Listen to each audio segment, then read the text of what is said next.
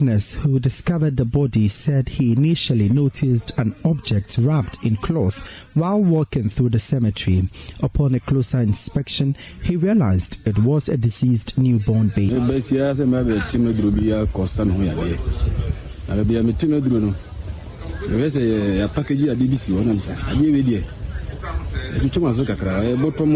I came to the cemetery to find some medicine I normally use. In my search, I saw a certain sack, which I went to see and found out there was a newborn baby and has been left in a cemetery.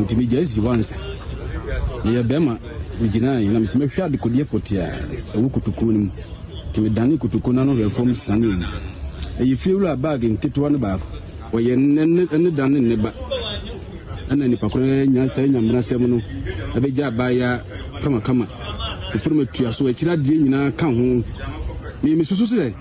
Batana, Nikuma Kodana, Kodana will move because Mujana from the Numuaeba, Kodana the force was Chimani.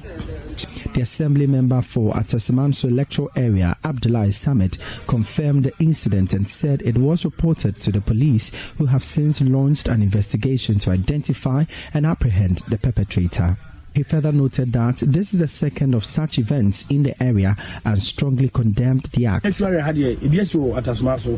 2024. Early now, we resume and I'm in This is the second time such incidents has happened in my electoral area.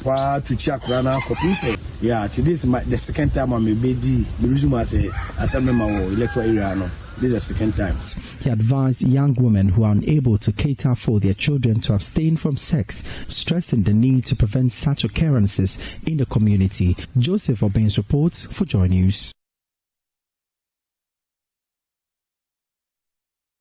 The Northern Regional Police have secured convictions against 40 individuals in a major crackdown on crime. Sentences ranging from 15 months to 15 years, with fines between 2,400 cedis and 120,000 cedis. The convictions follow operations by the Regional Special Operations Team, which has arrested over 200 suspects. Regional correspondent Martina Bogri reports. The Red Maria team was established to fill the vacuum left by the exit of the IGP Special Operations Team, known as the Black Maria, with a mandate to combat crime including drugs and robbery. The team has been working for the past 1 month.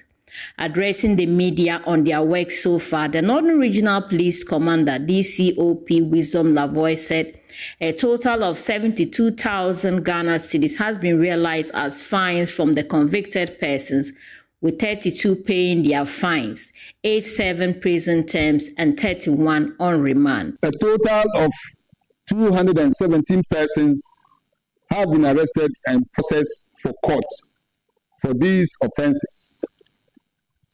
These offenses include drug possession and peddling, prostitution, unlawful assembly, and out of this number, 40 persons have been convicted by the courts. Sentences imposed include fines ranging from 2,400 Ghana cedis to 120,000, and also a custodial sentences ranging from 15 months to 15 years. The Regional Police Commander commended the residents for their support and urged them to continue to support the police with information. The command commends the residents of Ward K in Tamale for their vigilance and cooperation in apprehending a no-drug peddler and handing him over to the police on the 2nd of April 2026. DCOP Lavoie said the police have received commendations from notable people in the region. The Red Maria is on top of its work. It has been very professional in the discharge. You will not hear any gun firing, intimidation, and the rest.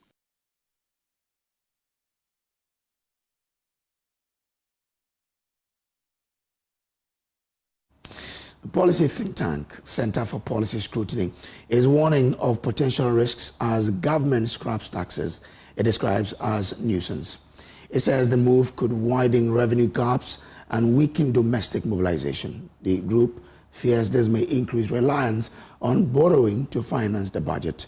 Maxwell Aklobotu has more in the following report. Policy analysts are raising alarms over Ghana's decision to scrap some taxes. The Center for Policy Scrutiny says removing the e-levy, COVID-19 levy, and the betting tax is already creating revenue gaps and increasing reliance on borrowing. Executive Director Dr. Edu Owusu-Sarkodie warned rising debt to revenue ratios underscore the risk. Ghana's debt has increased by about 13,000%, from 4.9 billion Ghana cedis to 641.1 billion Ghana cedis. Whilst within the same period, the total revenue has increased by only about 7,000%, from 3.2 billion Ghana cedis to 224.9 billion Ghana cedis. This clearly indicates that the growth of the public debt has outpaced that of revenue generation, signaling a developing appetite for borrowing instead of revenue generation. Tax expert Isaac Danso Ejiri is calling for a policy rethink and the possible reintroduction of the scrapped taxes. We have our medium-term revenue strategy as a country, and that is to boost tax revenue collection to some 18 to 20%. At the moment, we are hovering around 14% from last year. We still have a very long way to go. So how do we plug this gaping hole? I'm of the opinion that we need to reconsider, redesign, and probably reintroduce the e-levy. We may not call it e-levy, but maybe we should call it a name that Ghanaians like. But not everyone agrees. Technical advisor at the Ghana Revenue Authority, Elsie Apau-Klu, to stronger first quarter 2026 revenues despite the tax removals, suggesting the data tells a different story. Let me be quick to say or announce to this gathering that although these taxes, these three forms of taxes, were abolished last year, this first quarter we have achieved 20% more than what we've collected last year. The debate continues with analysts urging caution while authorities insist revenue performance remains strong. Maxwell Aklobotu, JoyNews, Accra.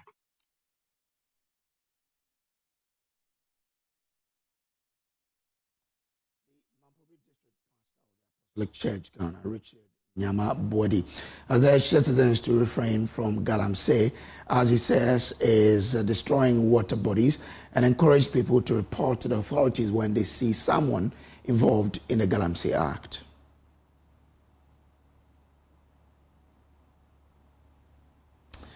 This is still the AM News. We'll take a quick break and bring you business updates. Stay on.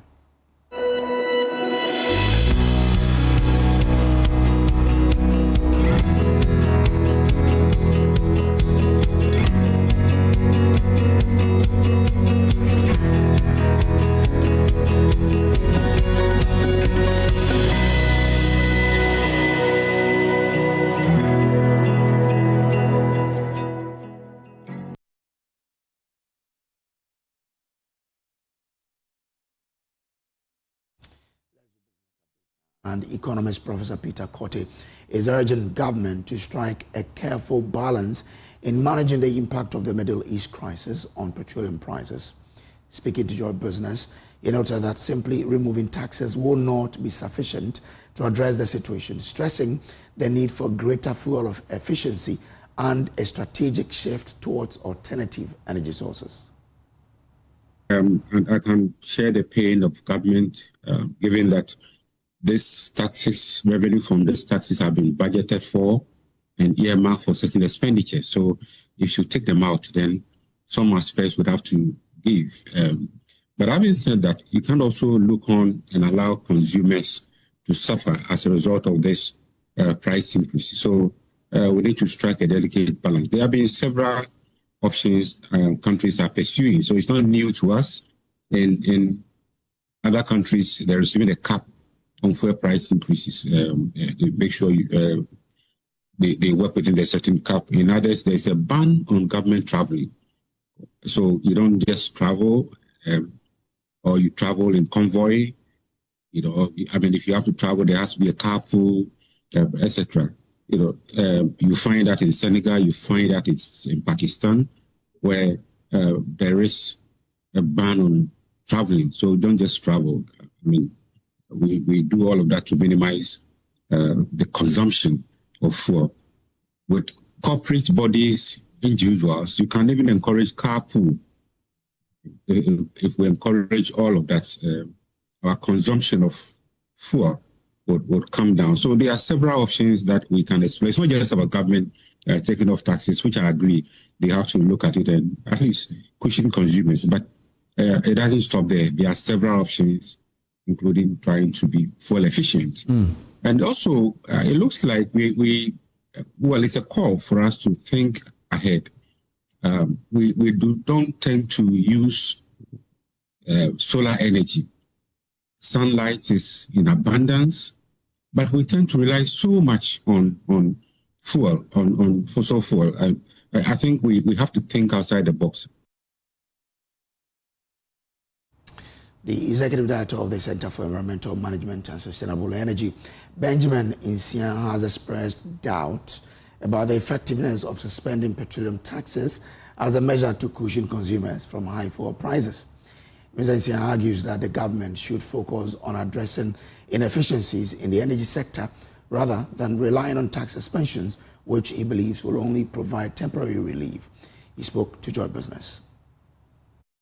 Particular auction policy where we give comparatively cheaper dollars for the BDCs to import this product and ensure that they use the cheaper dollars in computing the price of the product as SREF. And I think that will serve us well than suspending this particular tax. The suspension will create a psychological problem but will not solve the problem. Now, two, you also asked Prof about whether there will be some revenue loopholes, or maybe there's likely going to be a shortfall in revenue as a result, and that is likely going to affect the energy sector. I think that side too is not entirely true, because if you look at the budget, we projected about 12 billion Ghana cedis for the what we call the energy sector shortfall and the repayment levy. Within it, we have only 4.9 billion for IPPs because we restructured the IPP debt in 4 years. And in 4 years, if you are doing only 4.9 billion, it means that we are overpaying for the energy sector shortfall and the repayment levy. So even suspending the 1 Ghana cedi will still not affect the power sector, because we also know that amount used in procuring fuel has declined drastically because of the increment of natural gas inflows, or the lack of disruption in the natural gas inflows to our thermal power generation. Because the whole of 2025, we observed that there was no any disruptions in inflows unless maybe there's a maintenance. So our reliance on fossil fuel has also reduced. So I think that we can still suspend the 1 Ghana cedi, just that it is going to be a psychological solution, but not a solution that will ensure that prices become stable.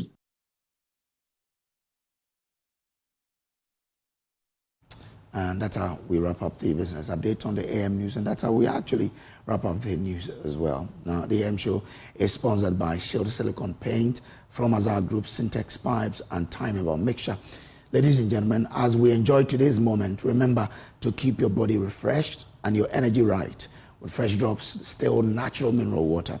Fresh Drops Still Natural Mineral Water is not just any water, it's natural and mineral rich that keeps you going. Whether you're dancing, cheering, networking, or simply enjoying the moment, Fresh Drops Still Natural Mineral Water helps you stay cool, refreshed, and fully present. So grab a bottle, available in 500 ml, 220 liters jar, and sachets as well. For bulk purchase or enquiries, call 0552 250 290. Okay, now the big Easter sales is still happening at the Compute Ghana, and it's bigger and better. From now till 12 April, shop any product from world top brands like Samsung, LG, TCL, HP, Lenovo, Tecno, Infinix, itel, Huawei, and enjoy up to 40% off.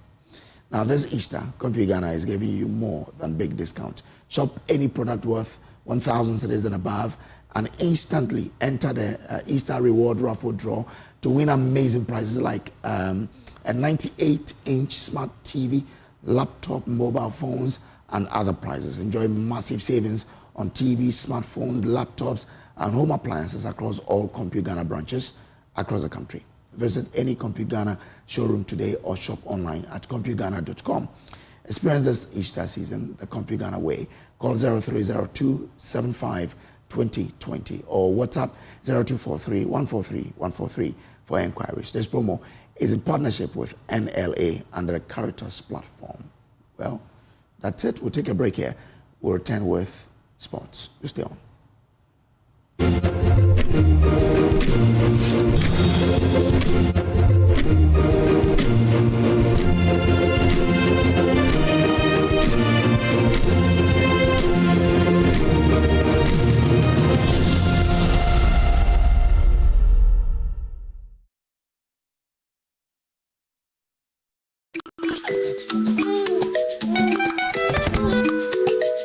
How may I help you today? We'd like to open a bank account.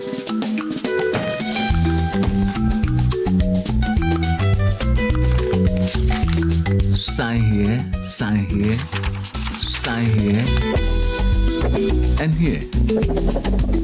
And now you draw direction to your house. I need your thumbprint.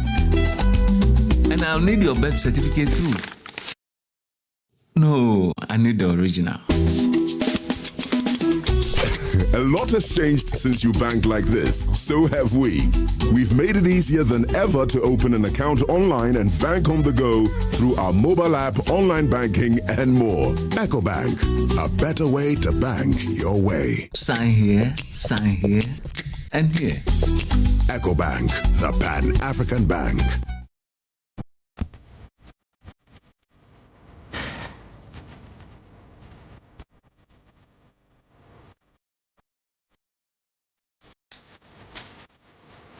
It doesn't take much to protect what we love. Sometimes it begins with prevention.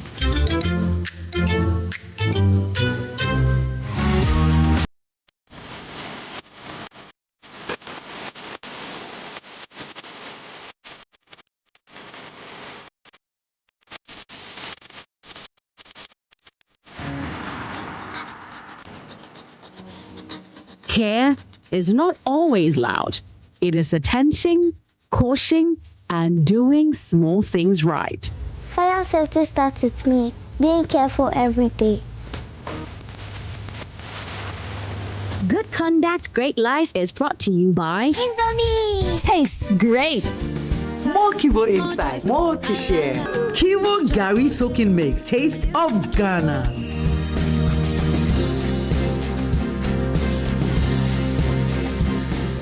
Now let me share my wildlife experience with you at Safari Valley Eco Park.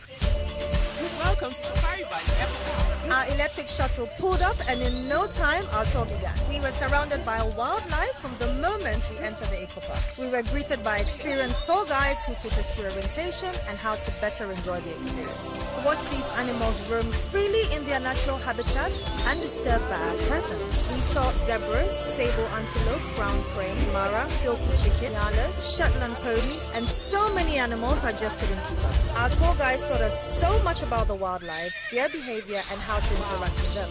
I even fed them. We also went fishing on a man-made canal. Then we took a break to have lunch in this serene environment. All this amazing experience for this price for adults, this price for teenagers. It's a bargain. As the sun began to set, it was time to go back home, but not before dinner by the campfire. It has been a thrill of a lifetime, and I can't wait till my next visit. Safari Valley Eco Park, bringing you closer to nature. Welcome to Malcolm, where shopping is a musical experience for all generations. Granny's, let's roll it back. Malcolm Ghana, we did for you.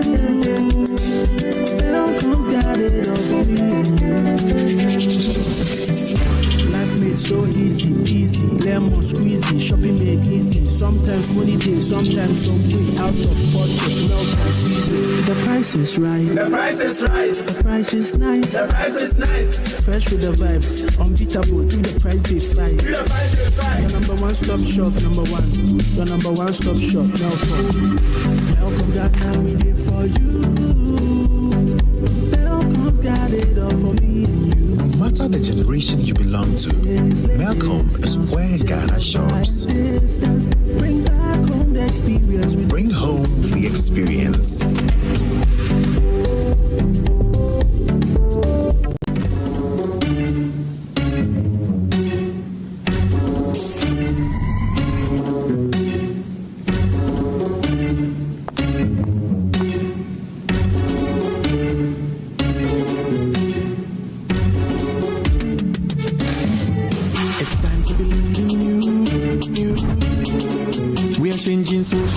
If you're dreaming, don't be afraid. And in the valleys, keep your head up high.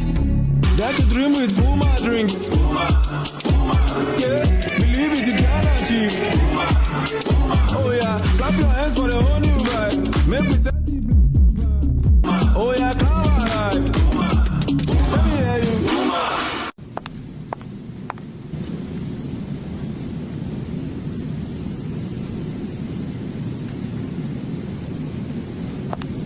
Puma drinks, a whole new vibe. Another quality product from Casa Precon.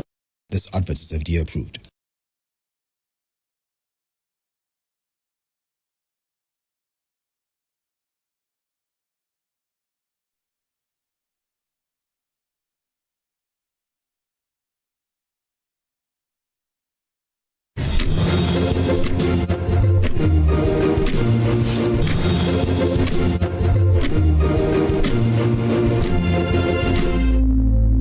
Imagine a family without a home. Imagine a song without a voice. Imagine a church without prayers. Imagine a government without citizens. Imagine democracy without journalists. Imagine a world without the media. Life is full of issues and stories about people, communities, and governments. Stories that have to be told by well-trained journalists. That's why you can't imagine news without JoyNews.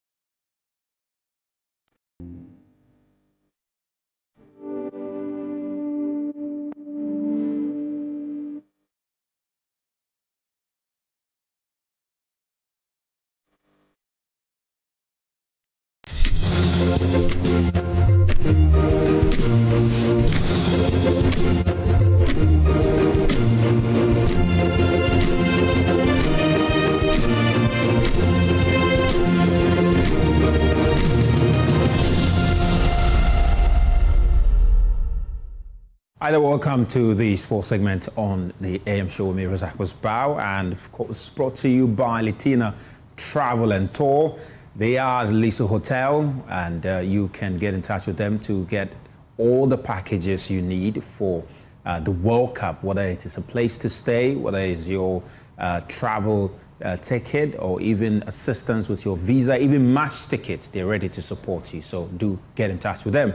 Talking about the World Cup, Ghana is still in the hands for a new coach for the Black Stars, and in a move that signals a shift towards experience and pedigree, the Ghana Football Association has reportedly narrowed its search for a new coach for the Black Stars to 3 Portuguese tacticians. Carlos Queiroz, Paulo Bento, and Fernando Santos have emerged as leading contenders for the coaching job.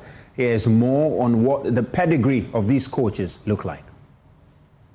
Beginning with Carlos Queiroz, he stands out as one of the most experienced coaches in world football.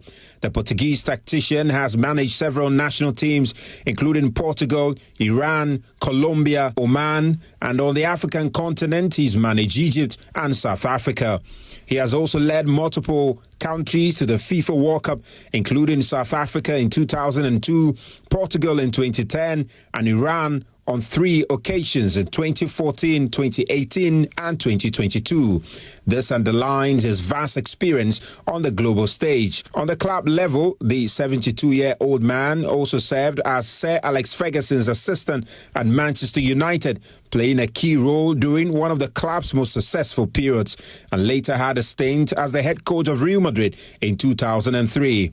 Known for his tactical discipline and defensive organization, Queiroz's experience across both club and international football could provide the Black Stars with much-needed structure and competitiveness. Paulo Bento, on the other hand, is recognized for his structured and possession-based style of play. The former Portugal international managed his national team from 2010 to 2014.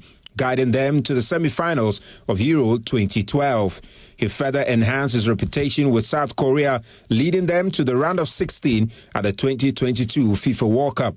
His tenure was marked by tactical clarity, discipline, and a strong emphasis on team cohesion. Bento's approach could appeal to the Ghana FA as it looks to establish a clear playing philosophy and build a more organized team. Then there is the veteran Fernando Santos, the most decorated candidate among the three.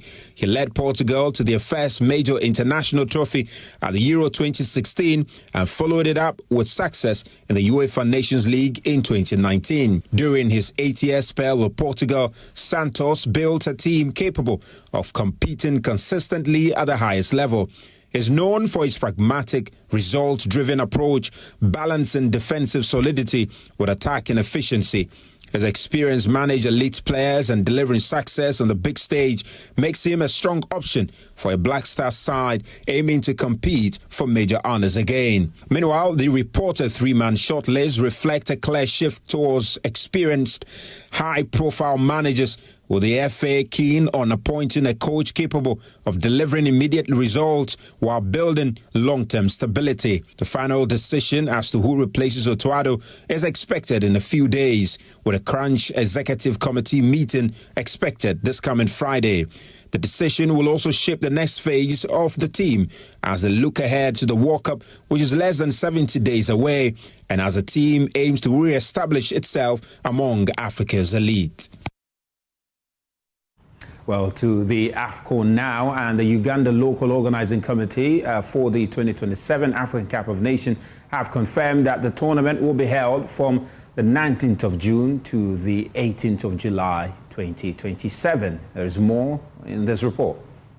The tournament will be the 36th edition of the AFCON and will be jointly hosted by Kenya, Uganda and Tanzania under the Pamoja banner, marking the first time 3 nations have combined to stage the tournament.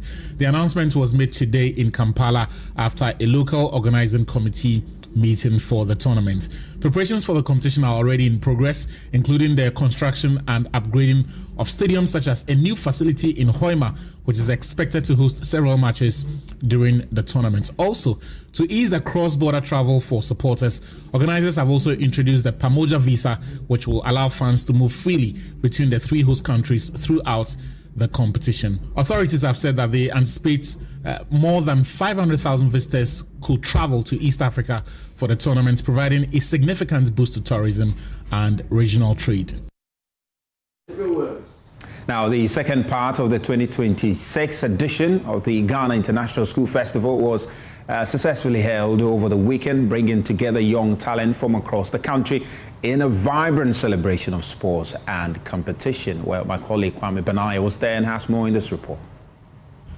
Hosted at the Boteman Sports Complex in Lincoln Community School, the festival featured participation from about 16 schools and over 2,000 students. Competitors showcased their skills across multiple disciplines, including football, basketball, badminton, handball, and table tennis. In the boys' football competition, Galaxy International School emerged champions after an impressive run throughout the tournament. Table tennis saw strong individual performances, with DPS International School claiming the boys' singles title, while Roman Ridge School secured victory in the girls' singles category. Handball was dominated by Lycée Français International School, who clinched both the boys' and girls' titles, underlining their strength in the sport. In basketball, DPS International School stood out as the top performers, winning the competition with a commanding display.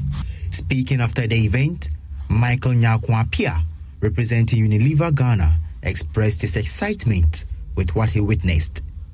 As the biggest oral care brand in Ghana, we believe highly in supporting or educating the young ones in the essence, in oral hygiene.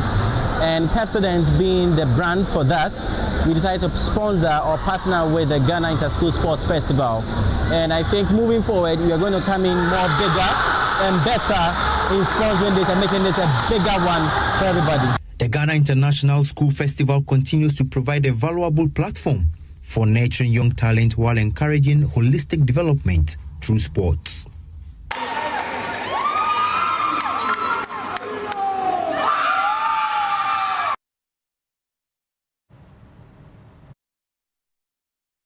Well, let's get to some Champions League action now. And yesterday, Real Madrid suffered a very disappointing defeat to Bayern Munich at the Santiago Bernabeu, 2-1, with Harry Kane and Luis Diaz on target for Bayern Munich, and Kylian Mbappe finding the consolation goal for Real Madrid. Elsewhere in Portugal, Kai Havertz managed to ensure that Arsenal picked all 3 points and a vital first leg advantage against Sporting. Here is how all of the action unfolded. Junior. Both teams. It's a brilliant delivery from Madueke. He said you wanted to do decent delivery. Silva just flapping at it. He may just be taking and is ruled out by VAR. He's traveling away from home, picking the win yesterday. Today you've got Barcelona and Atletico Madrid. Big game in Spain, and Paris Saint-Germain will be hosting Liverpool in another feisty encounter today. Well, that is all we have for you on the sports segment on the AM show. The news review is coming up next. Please stay with us.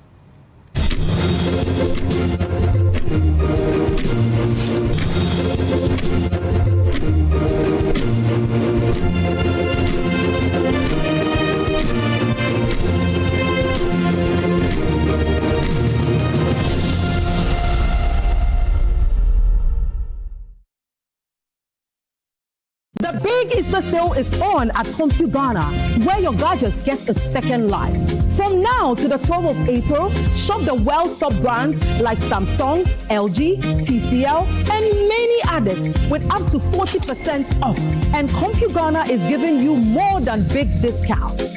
Spend 1,000 Ghana cedis and above, and you instantly enter into our Easter raffle draw. Stand the chance to win a 98 Smart HTV and more. Enjoy massive savings on TVs, smartphones, laptops, and home appliances across all Compute Ghana branches nationwide. Experience this Easter season the Compute Ghana way. Visit any Compute Ghana showroom nationwide or shop online at www.computeghana.com or call us on 0302-752020 or WhatsApp 0243-143-143 for more information. This promo is in partnership with NLA under the title. Now let me share my wildlife experience with you at Safari Valley Eco Park. Welcome to Safari Valley Eco Park. Our electric shuttle pulled up, and in no time, our tour began. We were surrounded by wildlife from the moment we entered the Eco Park. We were greeted by experienced tour guides who took us through orientation and how to better enjoy the experience. Watch these animals roam freely in their natural habitat undisturbed by our presence. We saw zebras, sable antelope, brown crane, mara, silky chicken, nyalas, Shetland ponies, and so many animals I just couldn't keep up. Our tour guides taught us so much about the wildlife, their behavior, and how to interact with them. I even fed them. We also went fishing on a man-made canal. Then we took a break to have lunch in this serene environment. All this amazing experience for this price for adults, this price for teenagers. It's a bargain.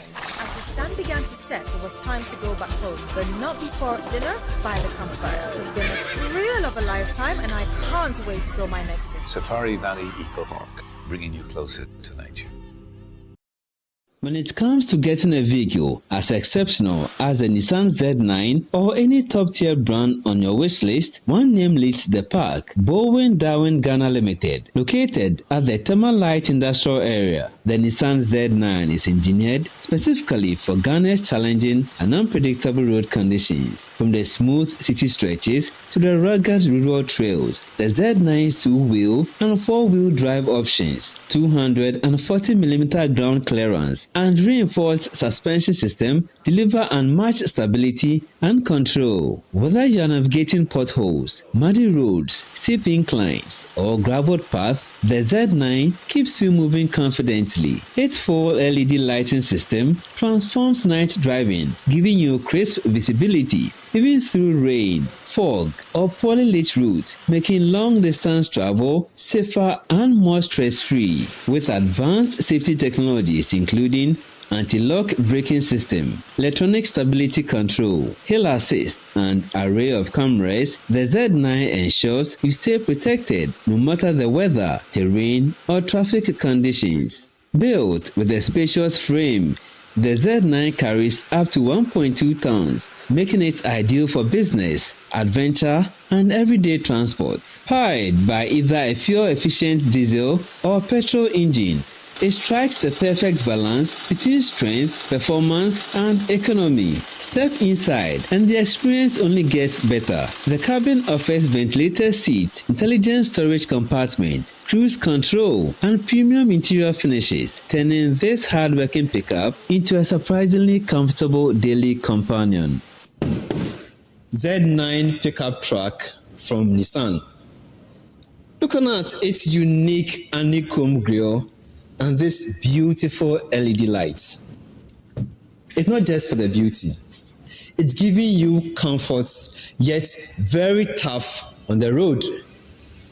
Whatever your need is, Z9 pickup truck from Nissan got you covered. Depending on the trim, buyers can choose between two robust engine models, M90 or 4K31, paired with either a 6-speed manual or an 8-speed automatic transmission with multiple drive modes to suit every road and driving style. Beyond the incredible capability and comfort of the Nissan Z9, Bowen Darwin Ghana Limited offers a full lineup of brands that deliver unforgettable driving experiences. From J4 and Haval to even the prestigious Range Rover, there is a vehicle for every lifestyle, every ambition, and every journey.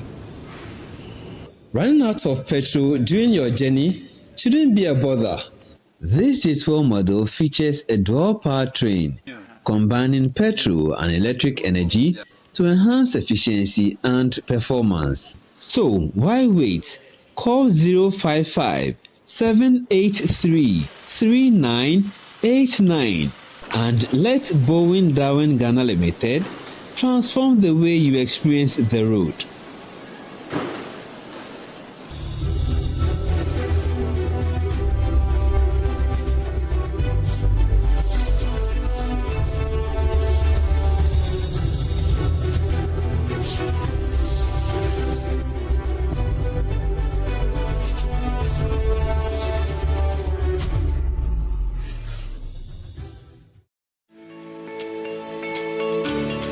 Shield silicone paint repels water, dispels water vapor, is washable, self-cleaning, and durable. Now, you can appreciate how and why Shield Silicone Paint is super strong and thus able to do what other paints cannot do. Shield Silicone Paint from Azar Group since 1921.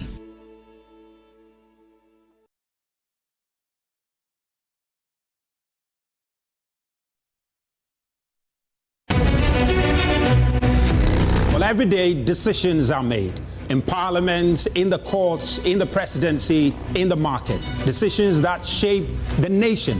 Here on The Beat, we follow with keen eyes and track the centers of power. And also look at the recently imposed 1 cedi development levy to try and cushion consumers. But my hope is that sooner than later, this war will come to an end. Join me for a quick, sharp, and authoritative update on decisions that matter to you. Lawyers for Chairman Wontumi, led by Andy Apiakubi, raised a concern about the fact that the documents presented by the prosecution were not readable.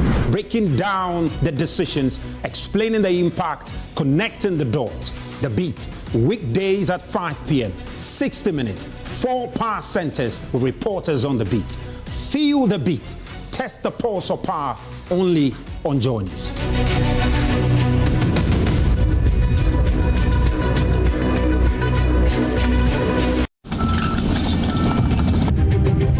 We were just shocked because it had not happened before for anybody with the courage to come in with excavators with the aim of coming to mine. It was unheard of. Press conference against Akon mining. It is so case enyo no a na ayentro ema ne nkrofo no bi krampo ebebetututu wa ha ema bi kan ye weka baako ema ne car krampo no eja to ne car ma say there was invasion. The whole world knew it. The reports were there. The investigation revealed it. The CID had all the report. Guess what happened? It was shelved. Why was it shelved?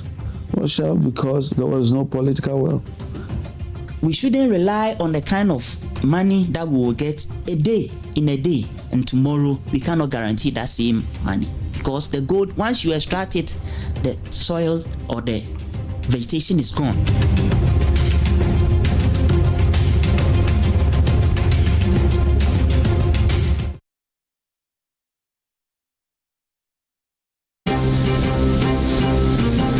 The sea is coming closer. The sea was far from us. It's not this near like the way it is now. We are losing land. There were them one, I mean, the meetings are then here. Inosu, Teshi, La, Labadi, Nungwa, homes are disappearing, walls collapsing, families displaced, history wiped away. Not just Christian Boncaster, but several areas along the coast are vulnerable.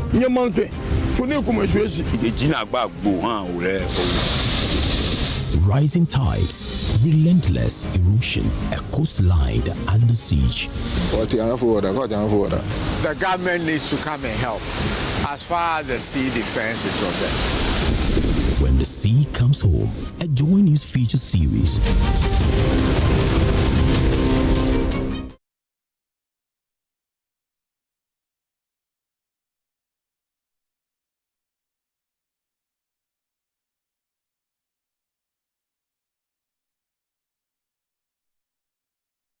Everything has a meaning.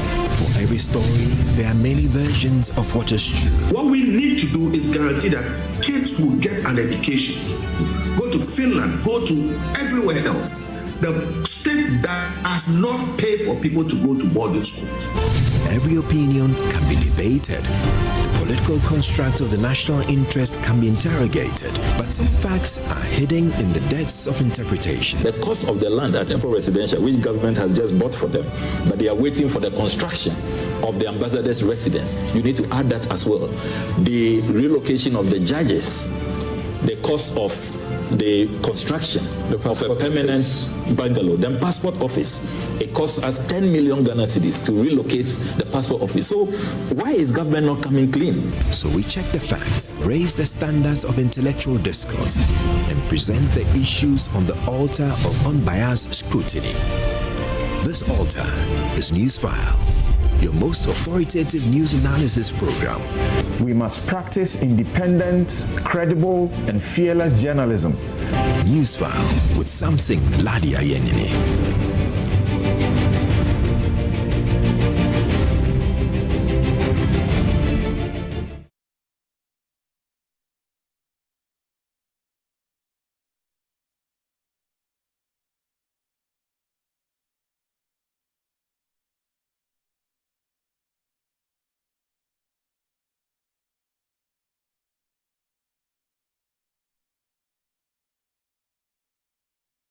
From farm to plate, do you really know what you're eating? Any glitch in the circuits of the food chain can change the price and size of what you eat.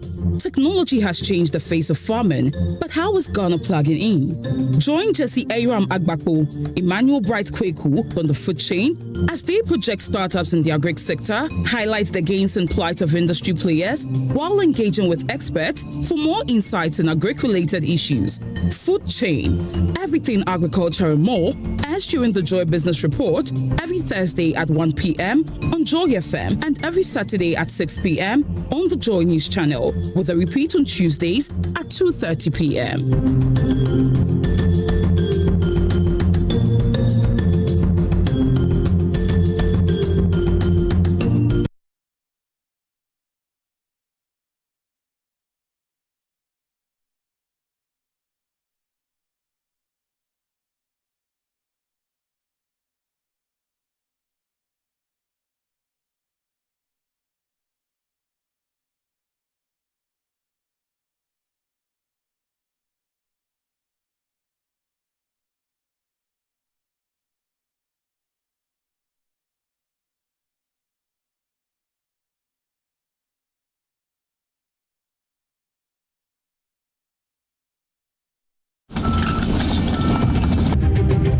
We were just shocked because it had not happened before for anybody with the courage to come in with excavators with the aim of coming to mine.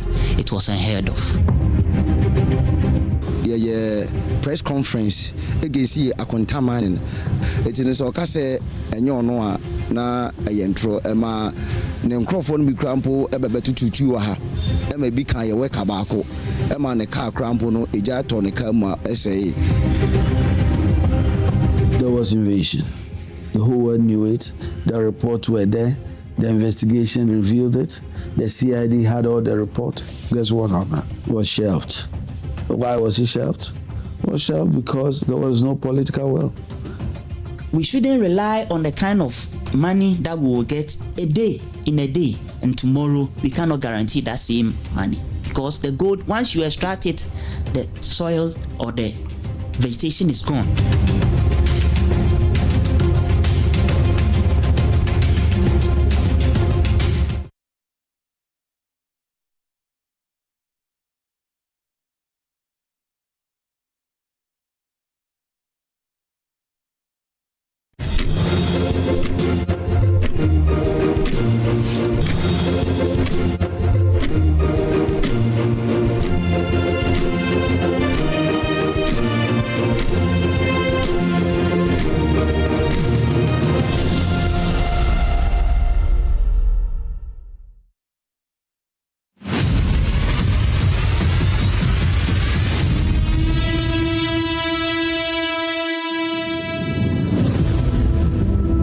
Before the excavators came, before the dust choked the rivers, there was a mountain.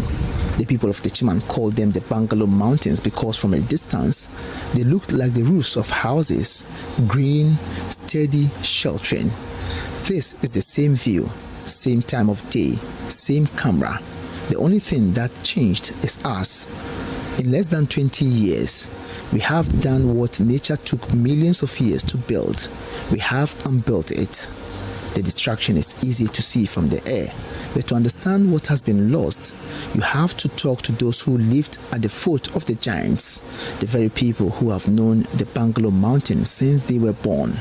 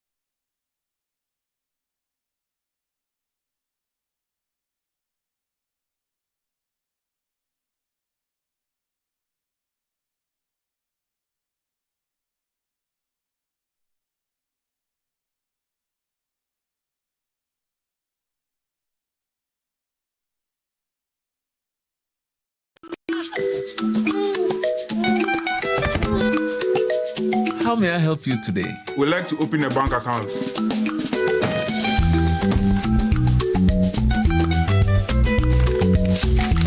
Sign here, sign here, sign here, and here.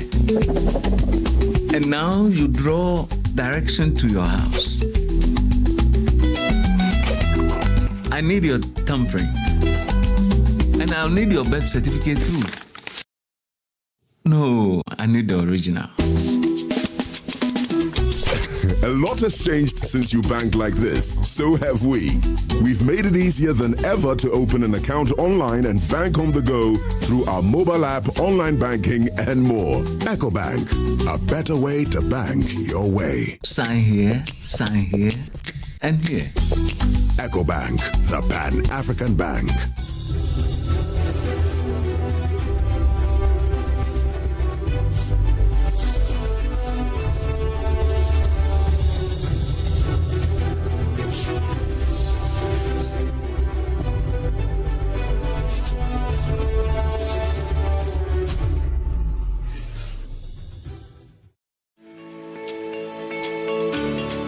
Shield silicone paint repels water, dispels water vapor, is washable, self-cleaning, and durable.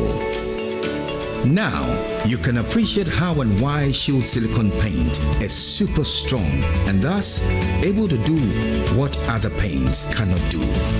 Shield silicone paint from Azar Group since 1921.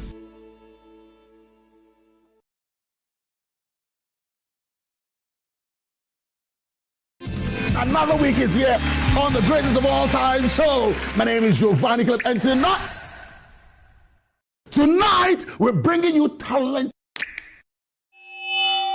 Contestant number one, let's bring baby girl. Let's bring. He did it for you. Cut. Oh, there is a leakage. Where's the plumber? For quality and durability, insist on Syntex pipes. If you want quality, this be where you belong. Strong, tough, and reliable. Your perfect match to your trusted Syntex pipe. Syntex pipe, it dey carry water, no wahala. Syntex pipe, it dey make water dey flow. Syntex, you're strong and you're tough. Hi, now let me share my wildlife experience with you at Safari Valley Eco Park. Welcome to Safari Valley Eco Park. Our electric shuttle pulled up, and in no time, our tour began. We were surrounded by wildlife from the moment we entered the Eco Park. We were greeted by experienced tour guides who took us through orientation and how to better enjoy the experience. Watch these animals roam freely in their natural habitat undisturbed by our presence. We saw zebras, sable antelope, brown crane, mara, silky chicken, nyalas, Shetland ponies, and so many animals I just couldn't keep up. Our tour guides taught us so much about the wildlife, their behavior, and how to interact with them. I even fed them. We also went fishing on a man-made canal. Then we took a break to have lunch in this serene environment. All this amazing experience for this price for adults? This price for teenagers. It's a bargain. As the sun began to set, it was time to go back home, but not before dinner by the campfire. It has been a thrill of a lifetime, and I can't wait till my next visit. Safari Valley Eco Park, bringing you closer to nature.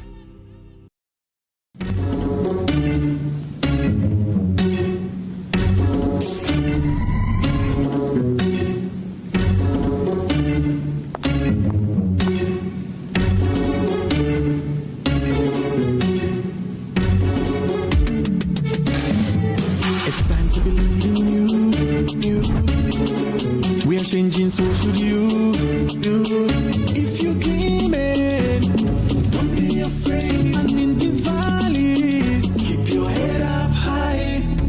Dare to dream with Puma drinks. Yeah, believe it, you can achieve.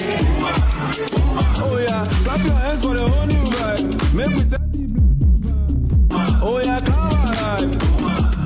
Let me hear you.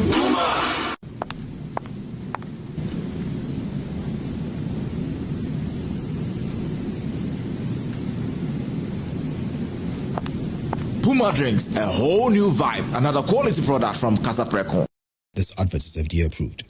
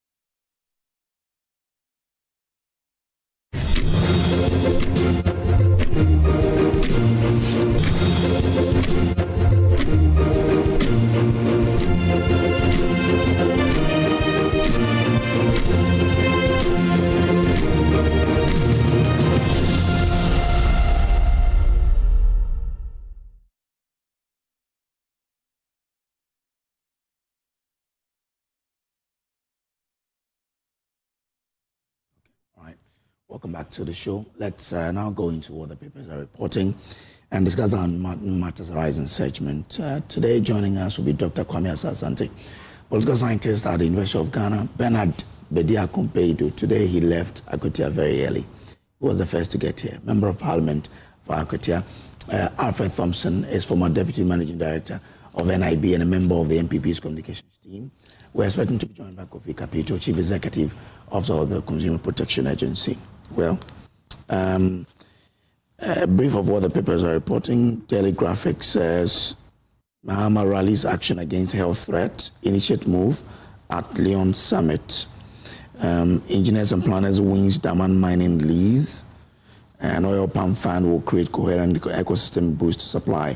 DBG CEO. Daily Guide, diamond mine goes to EMP. Sampa dispute MPP slams Mahama over LGBT U10. RNAQ's ex-wife hires new lawyers to fight divorce judgment. Hey. Lawyer Kwambediako is here. This will be interesting. Gomua Easter Carnival delivers culture, music, economic boom that is there. The publisher is also reporting RNAQ's ex-wife fighting divorce ruling. Detach politics from business, minority are all there. Okay, let me come into the studio now and welcome my guest. Good morning to you, gentlemen. Hope all is well. Well, I am sure my colleague is also. You are also fine. I can see. You are assuming for me. Yes, I know you are fine. Aren't you? You.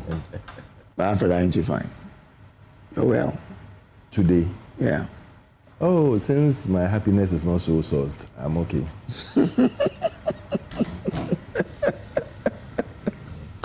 And that's the order of the day. I'm sharing my happiness with all of you. I've made you smile. Oh, so it's not so sourced. This mischief died long ago. Oh, you think so? Okay. It was, you know, it was dead on arrival. Okay. Because these are people who do not even have... my happiness or what? Don't worry. No. Which one is dead on arrival? Bringing in soul sources and all that. I mean, you thought this would take you anywhere.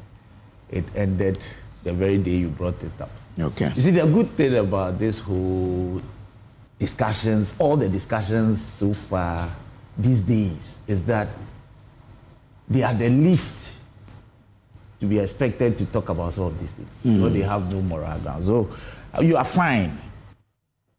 By the grace of the living God we all serve, and I know you serve him. My heart there is nothing attached. There is no condition. There is no mischief attached to it. It is our life, and the good Lord has given us one this morning. We have to be grateful to him. It ends there. Okay. All right. Now I want us to, Dr. Hassan Sanchez is there. Greetings from Dr. Mahmoud Baumia. Okay. All right. To all of you. I hope he's well. He's doing very good. He's had a good rest and he's back to duty. Okay. Yesterday he was in the office working. Great to have him back. Thank you. Alfred, lawyer, you won't say anything to Dr. Oh, no, we wish him well if he's back. He's our former vice president. And you're incoming? I don't know about that. He's our former vice president. So if he's back, we are grateful to God for bringing him back. And as we've heard from a confidant, he's doing well. We are grateful to God. We pray for good life for him, good health. We wish him all the best with his family. But of course, we know that his political career ended the very day he left power in 2020. Oh, really? Oh, yeah. I mean, because same was said to John Mahama. No, you see, thank you. Thank you. You see, if we want to be fair, look at the reasons I'm putting this across. Okay. And if we have time and we go into it, you understand why I'm saying so. But maybe it's not a subject matter. Yeah, it is not. We'll bring it next time for subject. If it comes, I'll explain to you why. You will see the reason why John Mahama left miserably and has come back. You can say that. Okay. All right. Thank you. Thank you very much, gentlemen.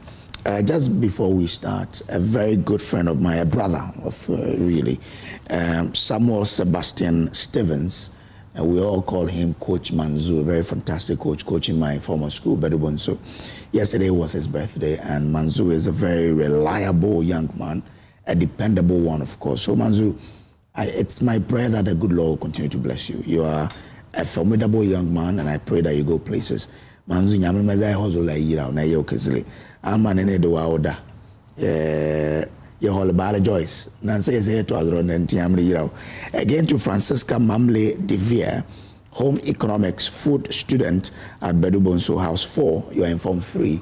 Francisca, you celebrated your birthday yesterday as well. Belated birthday to you. May the good Lord bless you. Francisca Mamle Devier. Well, gentlemen, I want us to start from the Iran-US-Israel conflict. We understand US and Iran have agreed to 2 weeks ceasefire. What does that portend for our economy? Let me start with you. Well, so good morning to you once again and to our viewers and your team as well. I must also say a very good morning to the people of Akwatia constituency, whose grace has brought me this far.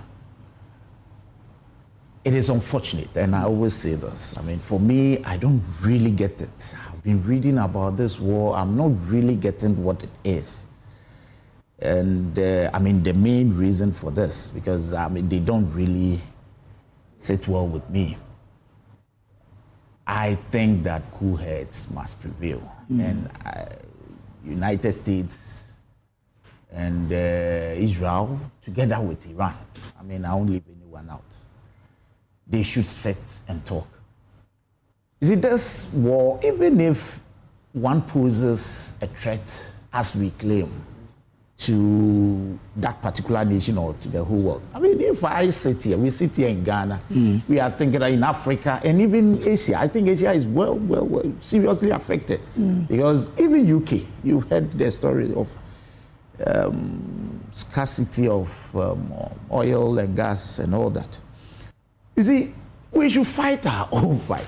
If we think that we are under, it is not for one country, and that's where I have a problem. Who thinks it is I don't know how they see themselves. Whether they are the class prefects of, or the headmaster of. They are the superpower. No. You see, now where are we?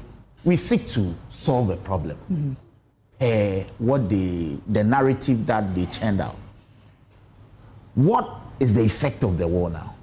And you are now telling them to, of course, they have also decided to take you on by the way they are also being strategic. That's the Strait of Hormuz. In fact, that is the main issue now. Now, they have taken over the place. And as superpower as you have always claimed or proclaimed you are, you couldn't anticipate that they had access to that very strategic passage. But now they've agreed to 2 weeks. So I'm just certain and for me, for 2 weeks is even. But let's grant them that. It's too much. Let cool heads prevail. I can see that both sides are now seeing the need to sit and talk. So we pray that this talk yields some dividends and let the status quo remain. Let's go back to where we were. And every country, we were okay. Ghana was doing quite well. We all concede.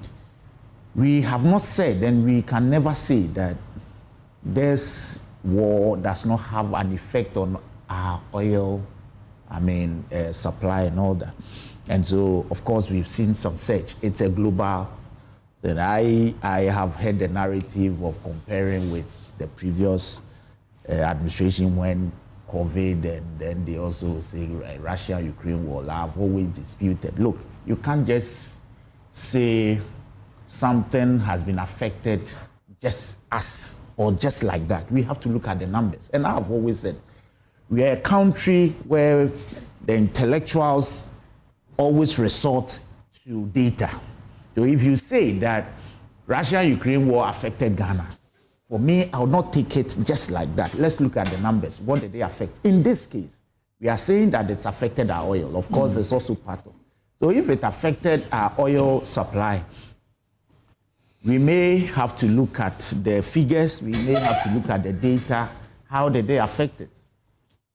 By what percentage do we get supplies from these countries? Do we get supplies from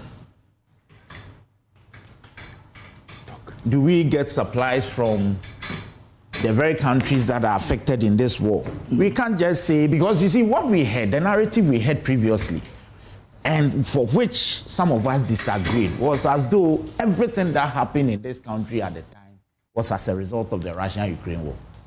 No, that narrative we refuse to accept, because there were indicators, even the IMF and the World Bank even indicated at the time that it wasn't solely as a result of that war. But you see, today, we have been hit by this. And it is so clear. Every Ghanaian, like people like you, are able to tell exactly what the problem is. We didn't see that. They were talking about Russia, Ukraine, what they talked about flood, they talked about fertilizer. We had all this, yes. But in this case, we know the problem. The Strait of Hormuz. That is where about 20% of the world supply of oil and gas, passes. But Ghana's oil does not pass there, but we're affected by the price surge. Ghana's oil last seen? Does not. We don't buy oil through that corridor. It's a global. But the price, of course, affected us. No, of course, but it's the world market price that affects every country. You understand? So you look at the price out there, and then compare to every other African country, or even West African country. Have they also been hit by same? What are the price levels there? And so if you want to, and that is, you see, this whole issue about effect started by His Excellency Dr. Mahmoud Bawumia. If you remember, when he gave a lecture and said that how come if we say that the world, at the time, I think something happened, and President Mahama gave a lecture and said that we were affected by them. I remember Dr. Mahmoud Bawumia saying that if it affected only Ghana, what about the countries that surrounded Ghana? And this became topical. Fast forward, they were also hit. We asked the same questions. So today, if you want to be sure whether it has an effect on our economy, and our economy is not an island, and whether it is even a justifiable reason or conclusion to make, then you should look at other surrounding countries. Are they affected or not? How hard have they been hit? Then you compare to ours, then you'll be sure whether indeed it is just a reason or an excuse somebody, a lame one, someone is giving for his ineptitude or something. Or is it real that we've been affected? How much has the world market price gone? How far has it gone in terms of the oil?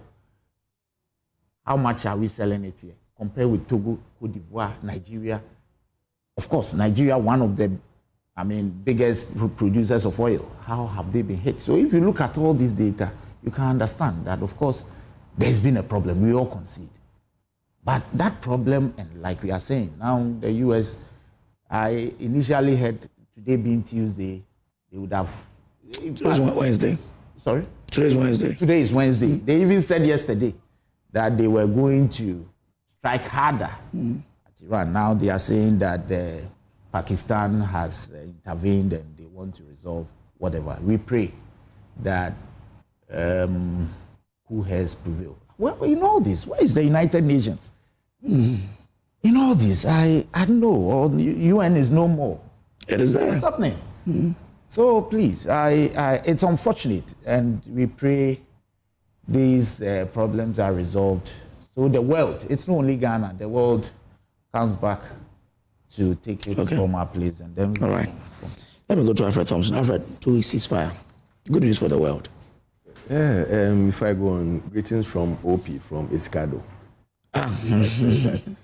We should see the best for today. All right, thank you. 2 weeks of what? And after that, what? You see, I don't know, but this whole fight or trying to create a world war out of this, I don't know where it's taking us to. The United States themselves, they are feeling the hits, and I don't know if they want to withdraw. They should come out boldly and say that now we feel that there's the time to step out. Because after 2 weeks, what happens? Are you going back to fight if they don't agree to your terms and conditions, or are you going to agree to their terms and conditions? And I'm happy you put my brother straight to the point that, listen, from all these world fights and everything, we are not picking our crude from there. So what is the big deal? He was talking about facts and data, and it's hitting right in the face. And he started now jumping to come and blame Dr. Bawumia for maybe this increase in crude that is going on, or increase in petrol prices that we are being hit by, or the increase in transport fares that is coming on very soon by VIP and the other transport people. Instead of sitting down and looking at all these and seeing how we can have long-term strategic decisions to fight these things, we are traveling in and out of the country every now and then at every peak that we get. We need to sit down and govern well, and not look at short-term, decisions that when we do it, we just walk away and come back. Let's sit down and plan for the future of this country, because it's at stake. There are so many things that are going wrong. There are so many things that we should sit down and ask ourselves that, are we getting value for money by voting for this government to come into power? And we are not, any Ghanaian will tell you that they are not. Because with all that is going on, we are not getting any concrete strategic decisions that have been taken that within the next few months, we are going to feel it. And then this is the long-term strategic plan we've put in place. It's like knee-jerk approach to everything that is happening. And then we get a situation where we expect some critical decisions to be taking place. We get our commander-in-chief out of the country with the brother's luxury jet and enjoying himself. That's how I see it. And these are things that are affecting ordinary person on the streets. I think we should sit down and look at this country as a business, not as someone's personal destin that they do what they want to do, then they'll come and tell you that, well, I've done mine, I'm done, I'm gone. That is not how to run a country, because our children and our children's children are looking up to us. Today we sit here and we call Kwame Nkrumah, we call J.B. Dankwa, we call all the big six. What name, what legacy are we leaving for ourselves? When you leave office, the first thing we should ask, that what legacy did you leave behind? And these are things that we expect our people to show. There should be a way, they should lead by example, lead by making sure that when I was in power, when I was the president, the basic necessities of every Ghanaian was met. And that is what we expect from them. But coming back to the US, I don't know what their plans are. And to tell you the truth, Trump is just another person who feels that I don't know whether his ego is what is worrying him or whatever it is. But after 2 weeks, I don't know what is going to happen. Are we going back to the table to fight if they don't agree on terms and conditions? Peaceful prayer. Are you sure? Are you sure? You think they are going to sit down and watch him to dictate his terms and conditions? He's always been a bully, we all know. He always wants things his way. Trump always wants things his way. So if it doesn't go his way, what is going to happen? Are there going to be serious retaliations? We leave it to the people, but all we pray for is that it shouldn't cost us, and we should sit down and strategize in the chaos that is happening on long-term strategies for this country. All right, let me bring in Dr. Kwame Asante now. Doc, what's your take on this? Iran, US ceasefire for 2 weeks.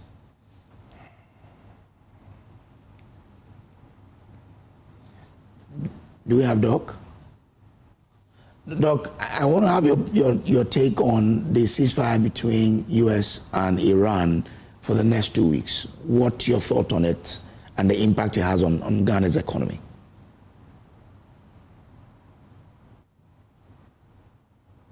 Okay.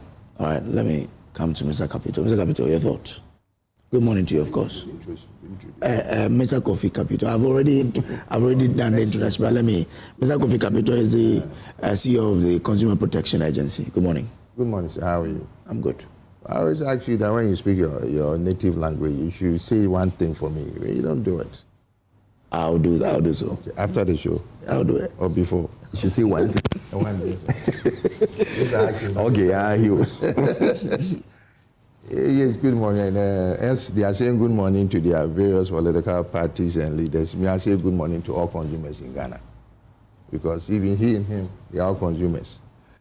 You know, this... Doc, forgive me. Let me bring in Dr. Asante has to go somewhere. Doc, can you hear me now? Very well. Great. So I wanted to pick your thought on this ceasefire between US and Iran. Good morning, and good morning to my colleagues in the studio, and then, of course, Ghanaians. The question again, please. I mean, US and Iran have agreed to a 2-week ceasefire. And I want to understand from you what you think this means for the world and Ghana. Very well. If you look at what has transpired so far, for me, there are things that each of the parties need to look at and look at it carefully. But before I come there, I am happy that they have called for ceasefire. It is my hope and prayer that what they have set for themselves will not be that region, so difficult for any of the group to be able to honor. And so as to open the Strait of Hormuz for that 20% fuel and gas to be able to flow easily to various parts of the world. It has given us some food for thought, and I believe that the world powers, and here I'm talking about U.S., China, Russia, and the rest of them, will now look at these things and look at them carefully. But let me come back to what I wanted to say about this war. This war, you and I know that in the first place, America was guilty in terms of what? Aggression. Guilty in terms of international law. That this was an aggression against what? Iran. A country which has not provoked you, and you pounce on them. Yes. But having said this, I also cannot also speak for Iran, in the sense that if you look at the accusation from the U.S. against Iran, that, a lot of what abuses in terms of their nationals and all that, then it becomes a difficult. In spite of what aggression also, then Iran also, there's a difficulty in there. And how do they deal with this? That's a problem. So, but now that they have agreed on ceasefire, it's my hope and prayer that the things that have led to this, confrontation and the chaos, they'll be able to address them well. America should be able to restrain itself from the attacks and the abuse of its power around the globe. If you look at the way they pounce on Venezuela and the rest of them, it always sends shivers that down the spine of America has always been a bully. Look at the drama and more. And today, America, Mr. Trump saying that they are going to control the oil. Was it the case that it's the oil that sent them there or not? Obviously, it's the oil and all that. In spite of the administration, the bad governance that was exhibited in Venezuela and all that. So going forward, I believe that America should be able to put its house in that and then restrain itself to some of these things and use this diplomacy to deal with this. For Iran, also, I believe that they will also be in order and then make sure that the government and what this war really brought a whole lot of things. But they will go home and then go and study how they are going to resolve these issues and all that. But we as students of politics, we have seen a lot of things from this. One of it is the issue of armed race. That you see display of technological advancements in terms of military powers and the rest of them. The world wants peace, and I believe that we should be able to build into that issue of Israel and this war and the rest of them. And it's also a difficulty if you look at the destruction that have accompanied this war in terms of Iran, in terms of Israel, and all that. Look at human beings that have been killed, students, people in Iran, if you look at devastation in Iran and then in Israel and all that, it is our hope and prayer that restraint is the order, is the key word, so that they will be able to restrain themselves and then use dialogue instead of armed confrontation and all that. Those things do not solve any problem. And at the end of the day, they saw how fuel prices were increasing with amazing rapidity and all that. So I think that the world will also learn. The learning that we have to do as a country, and then, of course, third world countries, is that we should be able to also make sure that we derive some savings towards difficult days like this. Okay. So that we don't come in as people in need and all that. We should be able to build capacity of people who have resources to be able to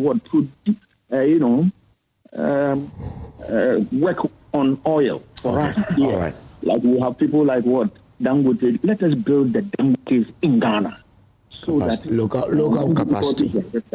They can also help us to deal with this situation and all that. There are a lot of Ghanaians, when we are able to put them together, they should be able to produce oil for us, and then so that in such difficulties we can have a relief. All right, I'm grateful. Let me come into the studio and bring in Kofi Capito.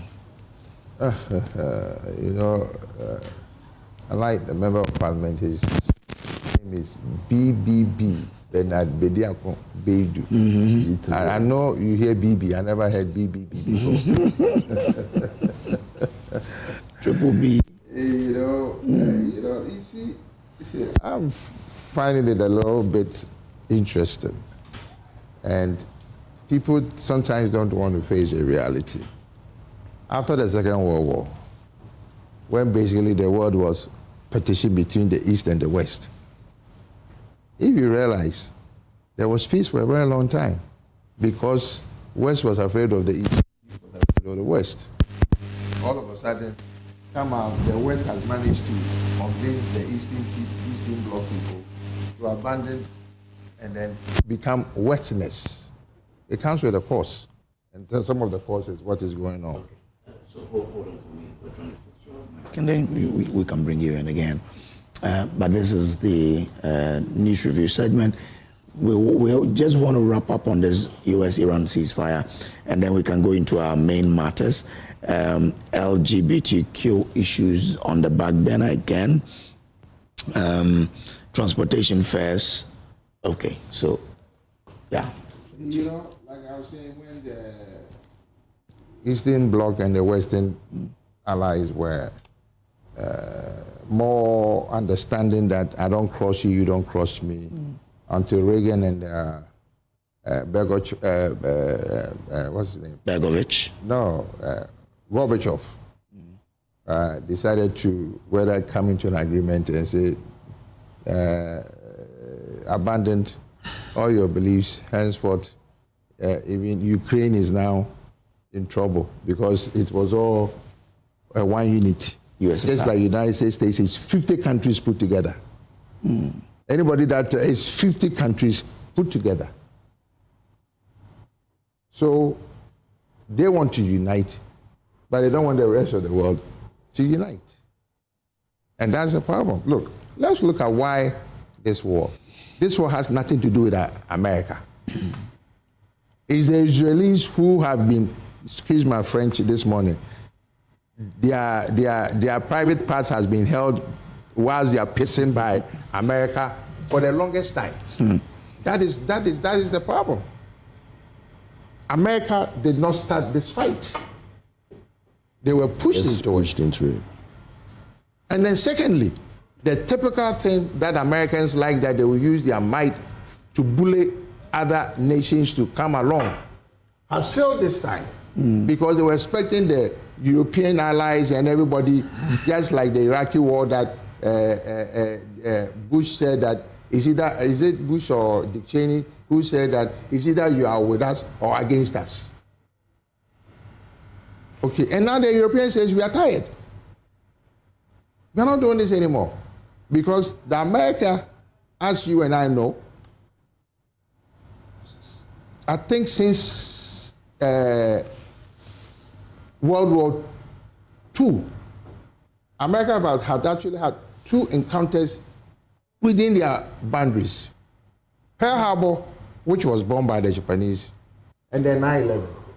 They always go to other people's country to go and destroy it. Do you know what American politicians fear the most? When the dead bodies starts to come back to America. Because one person dies now, not unlike our country that even if you die, we don't care. If you like die tomorrow and see. We don't care. But America, one person dies, there's wahala. So now the Iranians have managed to start to hit the American soldiers. They don't want that in America. So all these antics, I'm going to bomb you within 48 hours. I'm going to kill everybody in Iran. How do you kill everybody in Iran? Even now, his own Republican Party people have started talking and saying that what is going on is not perfect. So when the rest of the world, we are not bold enough, the Europeans have managed to tell, especially Macron, you know his one-on-one enemy in Europe now is Macron. Because Macron told him that, F you. Yeah. Even the British people, who have always been their number one ally, are now even having second thoughts. That why should we send our troops to go and die for somebody else? Nobody has attacked us. Nobody has done anything to us. So this war is basically an Israeli war which is being supported by the US. And until we are able to say that you all live in the same region, okay, look, what is going on now is not safe. If the military is killing one another, it is fine, it is their job. They can go and kill one another. But for civilians to be killed, it's a problem. If you see the destruction, and that is what most of the time, especially America, they come and then they bomb your country, and then they turn around and lend you money and take your resources. That's what they do.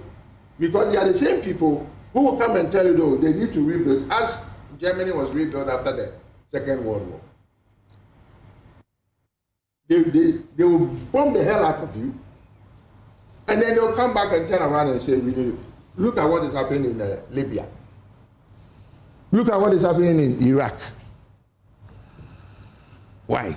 Is it always the Western countries who has the audacity to determine? They talk about human rights. Me, I live in America. Do you know how many times people are killed in America? Civilians who haven't done anything, by the police people. But are we accusing America of human rights abuse? The rest of the world. Until recently, that even in the United Kingdom, the police were not even allowed to hold guns. America police has been holding guns since time immemorial. So if the Europeans are saying, as they say that, then Americans will tell you that guns don't kill people, people who kill people. But the question is, if the gun is not there, nobody will have access to it and kill anybody. Okay, all right. Thank you very much. Let me bring in Dr. Kwame Asante again. Doc, I want to begin from with you on the EMP takeover of Daman. The question we want to find out is this a true win for local business, or there are some deeper concerns beneath the surface? I'm struggling to hear. If you can pose that question again. I want to find out from you whether this means that there is a win for local businesses, or there are some concerns that we need to find beneath the surface. Kojo, I think that all the time, what we are looking for is that we need local content to be part and parcel of these things so that we are not shortchanged. That is our prayer. So if we have local content, why not? We need to be able to encourage them.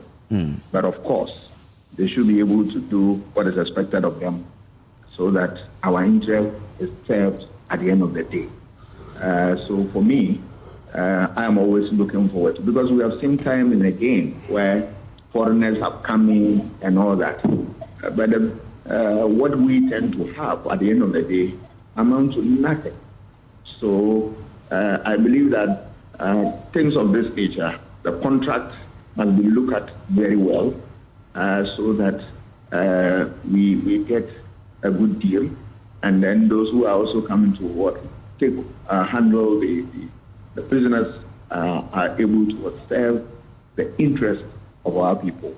And for me, these are my signposts that I expect that we have it at all times. And so that this country will be able to take advantage of the resources that we have been given to by God and then use it to better our lives. But you're on the side of it's good EMP has taken over diamond mines, right? Sorry? I'm asking whether you're on the side of those who believe that it's good that EMP has taken over the diamond mine.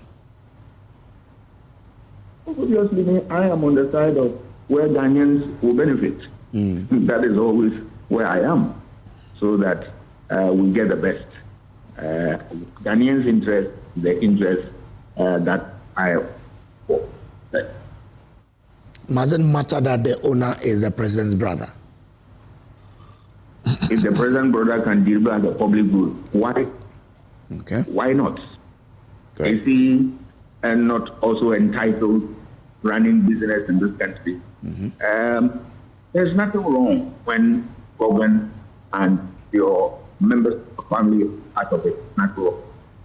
The Aristotle guys that what is the problem is when you have got more in the but if it's business also, and then you have somebody who's a public member of the president helping us achieve what is the best interest of us.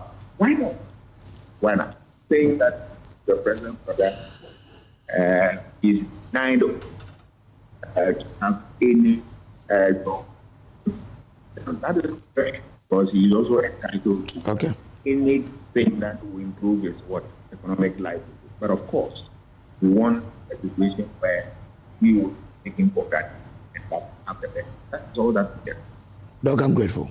Let me bring in Kofi Capito before I go to the politicians. Chief Capito. You should have allowed the politicians, and then I'll crash the two of them together. Now, obviously, they are going to do nay. Like you proceed. You want to hear the consumer protection people. Let me tell you what. When it comes to mining, as a local person, there's nobody in Ghana who can beat Ibrahim Mahama. Regardless whether he's on that side or this side. He's a Ghanaian. You are talking about local content. If I'm a Ghanaian, and everybody has the right to belong to a political party. Okay, and if my brother is in power, as long as I got the contract, legally, as they are saying this morning that he won the bid, I don't have a problem with it. If he wasn't the one who won the bid, and it was given to, then I have a problem.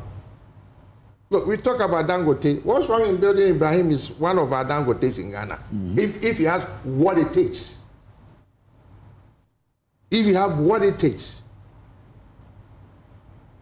I've seen videos of his equipments, the mines that he has done business in.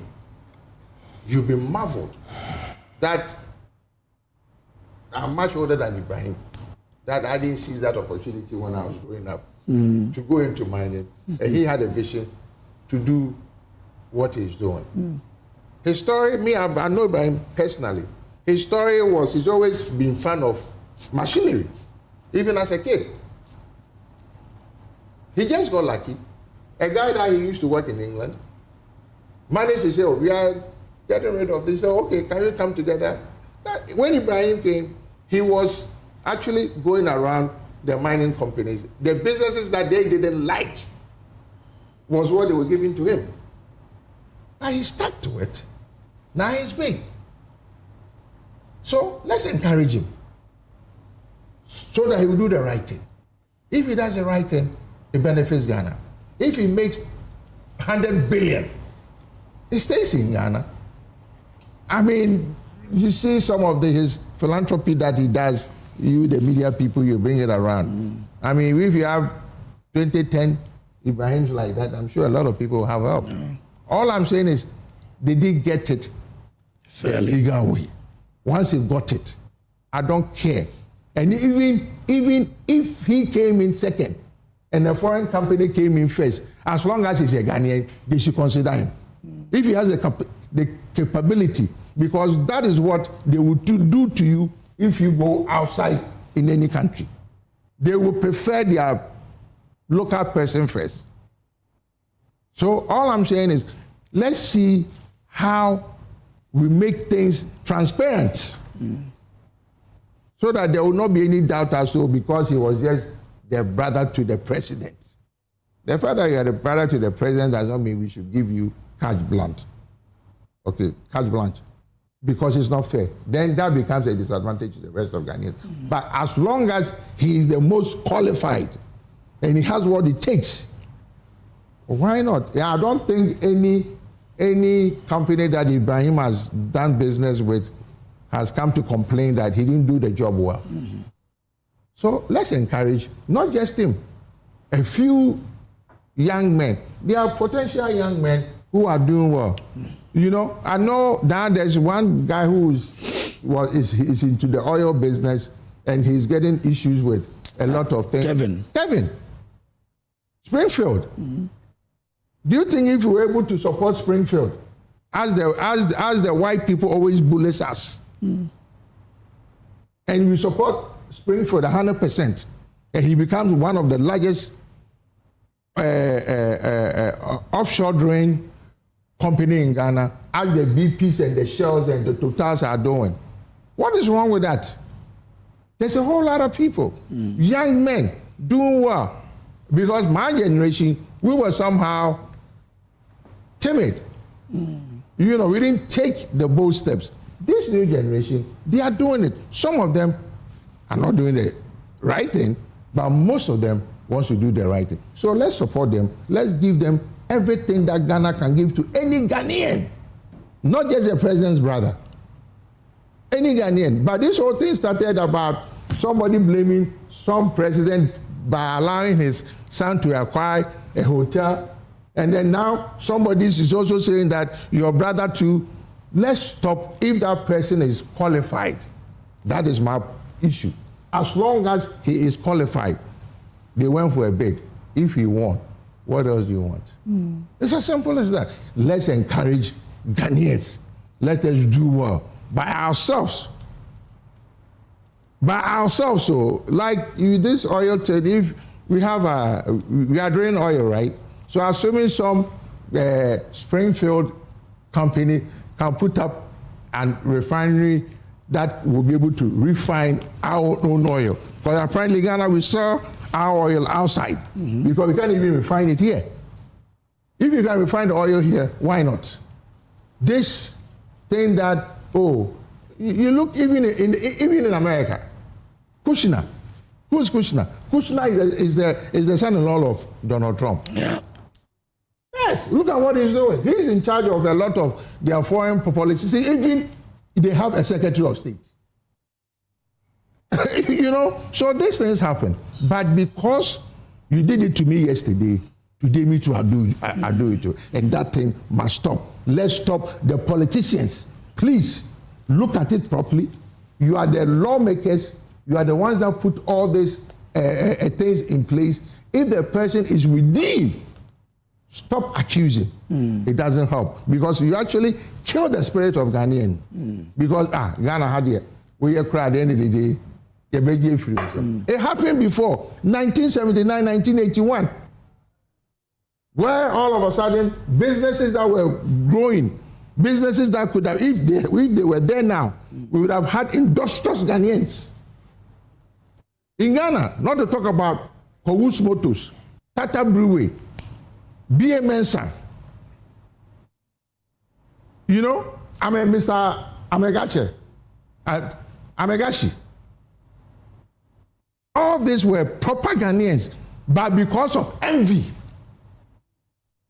of a Ghanaian or a few Ghanaians, we lost all these people. But now, maybe Ghana could have been what North or South Korea has become now, that they are building Hyundai and then Kia, because we started with people who could have done that by now if we had supported them. Other countries, that's how it's done. An individual has an idea. Huawei, it was a state company. It was a private company supported by the state. That's why America could not even attack Huawei when they wanted to. Here in Ghana, the same government will give you away. Your own government, instead of supporting you, will give you away and let the foreigner take advantage of you. Like I said, it is going on right now. That Ghana, no matter what, in other jurisdictions, that's why the international law, US will tell you that this is US law. So why can't you have a Ghana law to protect our local people? The law is here, whether international law is law. Let me bring him, Mr. Bedu. Okay, so let me first state that I am, because of course, you know, disclosure kills conflict of interest or potential one. So I'm a member of the Lands and Natural Resource Committee in Parliament. Okay. And so you have a lot of info on this. I do. And, you know, if what we are hearing is true, it is, then we must also admit that it's not the end of it. It would have to come to Parliament for ratification. And when it is brought to Parliament, it will surely be given to us, referred to the committee of which I'm a member, to proceed from there before we bring our recommendations to the House for approval or otherwise. And so I've stated that. So I have quite some interest here by virtue of the position I hold in Parliament. Now, there are certain facts that we must put out. And these are facts, they are already in the public domain. It is a fact that the Damai mines originally being held by the Goldfields and had EMP, and we keep mentioning, of course, I don't blame anybody. See, we keep mentioning Ibrahim Muhammad. That's EMP, Engineers and Planners. Yes, that's the point I'm making. You see, we keep mentioning the name, and I think that is what sometimes creates that in the minds of the people, as if Ibrahim Muhammad as a person has been, you know, and that sometimes distorts, has been giving whatever. I mean, these are the, you may not be, but I would want to hear from you. You may not be the one, but these are the things. What he's saying is this company is a limited liability company. That's what he's agree, but with the new companies, actually, you know how these work out. The directors are held liable. No, nobody is talking about liability. No, but that's why his name is being mentioned. No, it's wrong. I mean, let's admit that. It's a company. It's a limited liability. It's a limited liability company. It's not about liability. Look, if you want to, I'm a lawyer, I know this. If you are lifting the corporate veil, it is for a reason. And even with that, it is the court that directs you. We are not there yet. It is a company.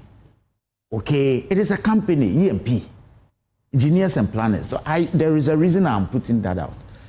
And the company has been the contractor working on the mines all this while. They didn't just come from the blue. Even under MPP, they were working there. That is a fact. Goldfields have been using engineers and planners to mine. So the Edward Prim. In fact, when you go there, when you go to that mine now, EMP, all the machinery there are from EMP. And they didn't come just after President Mahama became president. This has been there since. All the machinery there are from EMP. The workers, majority of the workers there are from EMP. And that is why in 2024, when Goldfields, there were some discussions about Goldfields moving out, and then EMP taking over. The matter, of course, per the Minerals and Mining Act, you cannot just do that unless the sector minister, which is the Minister for Lands and Natural Resources, or Mines, depending on the designation at the time, would have to pay the Minerals and Mining Act, would have to okay it some way, somehow. This happened, and the then minister, Honorable Bujinapo, said he had no objection to the takeover. But this government came and said, no, we do not mind whether this man relates to whoever. Or even though, yes, we will not renew the contract of the Goldfields to continue mining there, but the government granted them 1 year to proceed on wrapping up. And then the state takes over. So I think it's the 18th of April this year that the government would have to take over. In the meantime, the government thought it wise to give it out to some other company. So they opened up the system for people to apply. Or when I say for companies to apply to work there.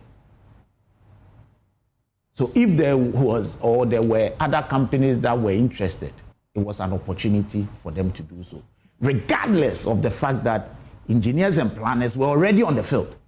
And they were virtually doing it on behalf of the Goldfields company. Nobody gave it out like a piece of cloth you are just doling out to someone. So they also applied. These are facts. And we are hearing that they scored the highest mark of about 93 points. Do we know the other companies that applied?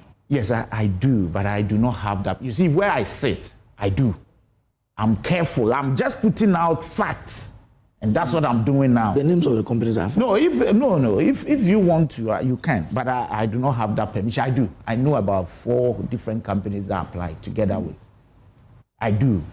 I'm treading cautiously because this will eventually come to us. So what is in the public domain, I will do so. I will put out. And so this is what has happened. I am just trying to put out that nobody has doled out any concession or any mining, whatever, to Ibrahim Mahama because his brother is the president of Ghana. There's been this I'm laying out for everybody to know. Now, personally, I'll be happy. I will be happy if a Ghanaian company is allowed to take over our mining industry, especially with the strategic mines like Daman. Look, we were there. We went there as a committee, both sides, all of us. We went there, and trust me, I'm not surprised with what I'm hearing, and I choose my words very carefully. They took us to a place where the mine, they have different locations. And you know what is tailings in mine in the industry? Look, the amount of tailings on a certain, one of the pits they mine, that they need to clear. It's not as if there is gold in it. They need to clear before they actually start mining. Would require billions of dollars. Millions of dollars. They also told us that even in the pit, the machinery there, of course, these are not machinery that you find on the shelves. You go, it's there, you buy. You order for it to be produced. So if we are to now get a fresh contractor to come to mine, even dismantling what is there would take months. And it would take millions of dollars to dismantle it, what has already been set. Bringing different machinery and installing same would also take millions of dollars. All these ancillary costs, that has nothing to do with the actual mining. These are facts. So you see, it is if what we are hearing is true, and I keep choosing my words carefully, I will not be surprised because we cannot continue to just throw money our way and every investor that is coming, of course, if we are not careful, we would keep the mind there. And that we hear would also take months, if not years, to even bring in a new contractor who would have to install this. Even procuring the machinery would take months. Installing them will also take. So it was. But the gold won't finish. No, that's not the point. No. There are workers there. They need to be paid. Who will pay them? Hundreds of workers there. Who will pay them? Or you subscribe to the fact that they all be lay off? No. Yes. So you see, there is a problem. And the problem is that the company or the mine should proceed. It should go on. So if it should go on, surely the government would have to make sure that a company is eventually selected to proceed with it. So if the facts we are hearing now is that EMP has been, by the tender, it's not the end of it. At the end of the day, whatever they would arrive at would be brought to us in Parliament. We will look at it, we will scrutinize, and then be sure that Ghana is not shortchanged. And eventually, and you see, that I've taken you through the processes for you to know that it is not because somebody is black or white. It is not because somebody is related to anybody. And I'll keep saying this. Look, of course, we all agree that Ghanaian companies should be empowered, but I will never subscribe to any company being Ghanaian, being given anything out of the standard or which does not conform, anything, any concession or any contract, which contract does not conform to the standard procedure. All right. Or the laws of the Republic, just by mere fact that you are related to somebody or you are a friend to another person. Let's be careful. Okay. So if EMP is going through this process in order to be granted the lease to mine or to continue, because that's what they've been there already. It's only that they were doing it on behalf of someone. The contractors. Yes, the contractors. And so if this is it, I am for it. We should go through the standard and accepted procedure to have that thing ever happen. Okay. All right. If anybody thinks that there is any problem when it comes to Parliament, the person should, come with whatever, and then we will look at it. Okay. And then make sure that Ghana is not shortchanged. All right. Before you can say, let me just explain. Ibrahim is an earth-moving business, engineers and planners. They are not into mining. They've never mined us to get the gold out before. Yeah. Okay, they do the excavation, they do the drilling and everything. So, like I'm saying, he does the hard job and somebody comes and takes the money away. Yeah, that's it. Basically, that's exactly what has happened. That's what happened. That's it. So we are saying that the man who does the drilling or the excavating, if he has the potential also to keep the gold, why don't you add it to him? No, Senior, you see, at this moment, we are not even just saying, yeah, I agree with you, but you see, I know how some political elements misconstrue this. We are not even saying that just give it to him. It was open. If those of us seated here, if we thought that we had capacity, you go and bid for it. So it is not just doling out, or because he's been there, others also had to bid. And then the process continues from there. That's exactly what happened. Alfred. Thank you very much. The first question anyone wants to ask is it state capture or is it genuine business? Just explain. I'm building a point. Okay. Any person or any Ghanaian would love to see a fellow Ghanaian getting businesses and making sure that they grow in businesses. But sometimes you ask questions surrounding the whole business atmosphere. And this thing has been coming up over and over and over again. We all know that it's not only Ibrahim who is a Ghanaian capable of running any company in this country. And I want my brother to understand, everybody in this country knows that EMP is Ibrahim and Ibrahim is EMP. Basic and period. Everybody knows that. There's no news that they call EMP Ibrahim, because that's him. And he's the main association of that company. Nobody else. They haven't mentioned any other person's name. No other director has been mentioned. So let's move on from there. But there could be other directors. There could be. One person cannot form a company. That is why I'm telling you that let's elevate the discussion. Everybody knows by that law, EMP a single person cannot form a company. Listen, Ibrahim. And Ibrahim is EMP. Everybody knows that. I mean, it didn't start today. Let's elevate the It didn't start today. So let's not try and use corporate gymnastics to do certain things. Let's stop that. Presidium is multimedia is presidium. Basically. Don't we have other directors for multimedia? Have they mentioned any other name apart from everybody knows it's presidium. That's what I'm saying. Yeah, everybody knows that. So let's stop this gymnastics we want to play around and act as if we are holy as thou.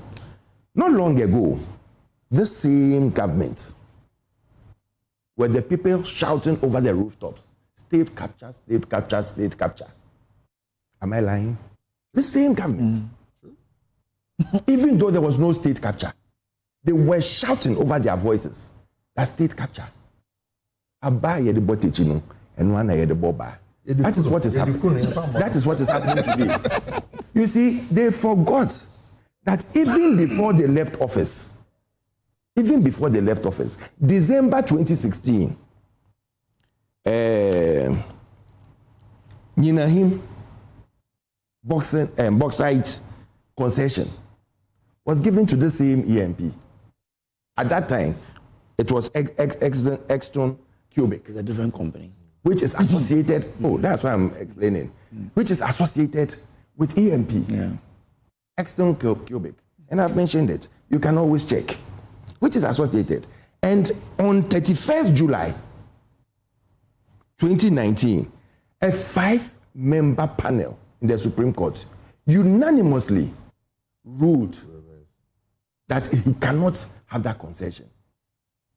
They ruled that no, it's not right. And it was, the main basis was that when you check the 1992 Constitution, Article 268, and the Minerals and Miners Act 206, Act 703, the whole process hadn't even got parliamentary approval. That's what the Supreme Court said. Yes. Master. No, you proceed. Why are you so jittery about what I'm saying? I haven't gone any protesting contrary. But he was rushing to say that no, it's not. He said the Supreme Court said he cannot have it. The Supreme Court didn't say he cannot have it, but the Supreme Court ruled that he came to a reason. Yes, that's why I said now I agree with you. But it didn't say he cannot have it. BBB. Yes, sir. Abotre. Why? When we were talking, we were watching you quietly jabbing yourselves over, what do you call it, ownership of EMP. You see, so that was barely 10 years ago. Barely 10 years ago, this same EMP, by the Ghana Customs and Revenue Services, had to let him pay post-dated checks to clear goods that he had brought in and was not paid for after they had left government, or the brother had left government. Post-dated checks. It wasn't a one pay-off situation by the same company EMP, because he didn't have that capacity to pay. Fast forward, just before or immediately the brother comes to government, he takes over Black Volta mines of over $100 million, taking a loan from African Development or whichever bank that he took. It was a facility he went there to take, which is genuine. He can take a facility. But I'm building a case for us to ask questions. This facility is put into the purchase of the Black Volta. I don't know whether Sankofa Gold and other testing were included. But then fast forward, now we come to Daman. $500 million is being invested into that place by the same person. You see, in a bank, any facility you go and take, they first check and see your exposure as a company. Mm-hmm. And it's very critical for us to look at all these things. The exposure of the $100 million that was taken for Black Volta, has it yielded anything? And what benefits are they getting? Is it right that we will say that, oh yes, they've even started mining there and they are making income? for us to go and get another exposure of 500 million for the same company? Questions will be asked. And these are genuine questions that are going to that will be asked. So when someone asks you that, is it state capture or is it a genuine business that is making income and giving it back to society? These are genuine questions that we are asking. We don't mind.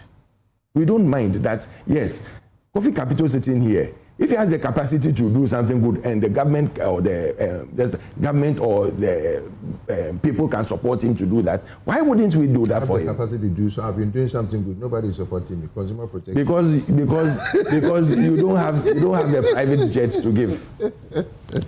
That's by the side anyway. So these are things that were asked, and that is why when the president was traveling with the brothers, we're saying that some of these things are genuine. Maybe you want to help. But there are things that every simple Ghanaian can use against you, that there are things that could convince or could help. 4 companies went for bidding. EMP, Heath Goldfields Limited, Maripoma Mining Resources, and Votex Resources and Mining Group. 2 were dropped, that is the Maripoma and the Votex. So 2 went through. And 2 went through. EMP, who had a whooping 93%, and then the Heath Goldfields Limited was somewhere between, I think, 30-40% or so. You ask yourself, me, I've sat there and I've looked through documents that people were bidding for something. And when you look at the document, you realize that sometimes people just bring in other companies just for you to sail through. But we are waiting for Parliament to see what Parliament will say. My brother is saying that he's part of the lands this thing. But by virtue of the fact that they were even fighting for single seats to become super majority in Parliament, it tells us a strong story. Because if Parliament decides that they are passing it today, who are you and me, ordinary Ghanaians, to cancel that? We leave it. We leave it. Ratify the lease. Yes. We leave it for the ordinary Ghanaian to judge. And these are genuine questions that we are asking. Because we also wish and want to run companies. We can also run companies. My brother is saying he's been running his company for how many years now? Basic, simple things, support that he needs to build the company up and go international even. He's not getting. Local impo, not international. So Ghanaians are asking, because this is the same government or government plus PNDC, NDC, that even when you had a soap company that you are running, they will say this person as against this particular distance. So you mean Apino. And that they shouldn't buy that soap. They can even go and buy foreign soap. This is the same government, the same people that killed companies in this country, that maimed businessmen. Now, businessmen, when you even had even up to 10,000, 100,000 Ghana cedis, you couldn't even send it to the bank because you were scared. 50 CD notes. 50 CD notes. People bent their 50 CD notes in their houses. How does it relate to the? I'm coming. I'm giving you instances that this is the government that killed businesses. And people were even afraid to account for their monies because people sport or bent monies that they had to send to the bank to build their businesses. And my brother said it, my senior said it, that businesses died. So if the same government now can turn one person into or support one person or help one person or is looking at one person to become a multi-billionaire, we leave it up to the Ghanaian people to judge. Because we'll keep on asking, is it state capture or is it a genuine business that is going on? Thank you. Well, let me just start this with you. LGBT, why are you shifting posts? Okay, so first and foremost, but for mischief, nobody can ever say that a company is only known to be one, because even legally, by law, one person cannot put together a company. Now, if somebody issued a check which you claim was a Dutch check, was a check in the name of the company, you see, it's just... I didn't say it was a Dutch check. So, no. What did you mean? issued, if you issue a check and the check bounces. I said post-date. I didn't say bounce. I said post-date checks. Was it the person that did it or the company? It's the same company that is buying this thing. That's why somebody will struggle to bring in. Is it wrong to write a post? Don't bother. So I'm even saying that we have to always, except that's a Ghanaian can ask questions. Find out EMP and the directorship, and then you will know that it's not just one person. Beyond that, you see, let me say this. Kojo, just a second. Did I say? No. You see, don't let me sit here and misquote me. I never stated that EMP is one directorship. No, you said EMP is Ibrahim. Ibrahim is EMP. What do you mean? But they have what? But they have what? They have something in common. They have various directors. Yes, but EMP is Ibrahim, and Ibrahim is EMP. And you even added that multimedia is Kwesichum, and Kwesichum is multimedia. Yeah. So don't come and misquote me, please. So it is not true that Ibrahim Mahama is EMP. It is not true. Please allow me, or you allow me as you walk out. EMP is not Ibrahim. If you understand basic company law, you would know that a company is not a person. It is only when times come that the court orders for the lifting of the corporate veil that you would even identify. Even the directors are not the company. They are different entities from the company. Even shareholders. Shareholders are. So if you understand this, you will not, just for political convenience, you try to Ibrahim. Ibrahim made this Ibrahim even under President Akufo. We would also not equate this to somebody whose government comes to power and a few weeks establishes a company and then grab. And then you tell us that if it is state capture, we will mention it. We will say it as it is. Ibrahim has always been his Ibrahim when his brother wasn't even the president. And that's a fact in this country. Now, LGBTQ, nobody has shifted any goalpost. There has not been any issue. In fact, if you want to even know when the goalpost was shifted and who shifted it, it is our brothers on the other side who are now talking. I won't say they are making noise. What is the history to this?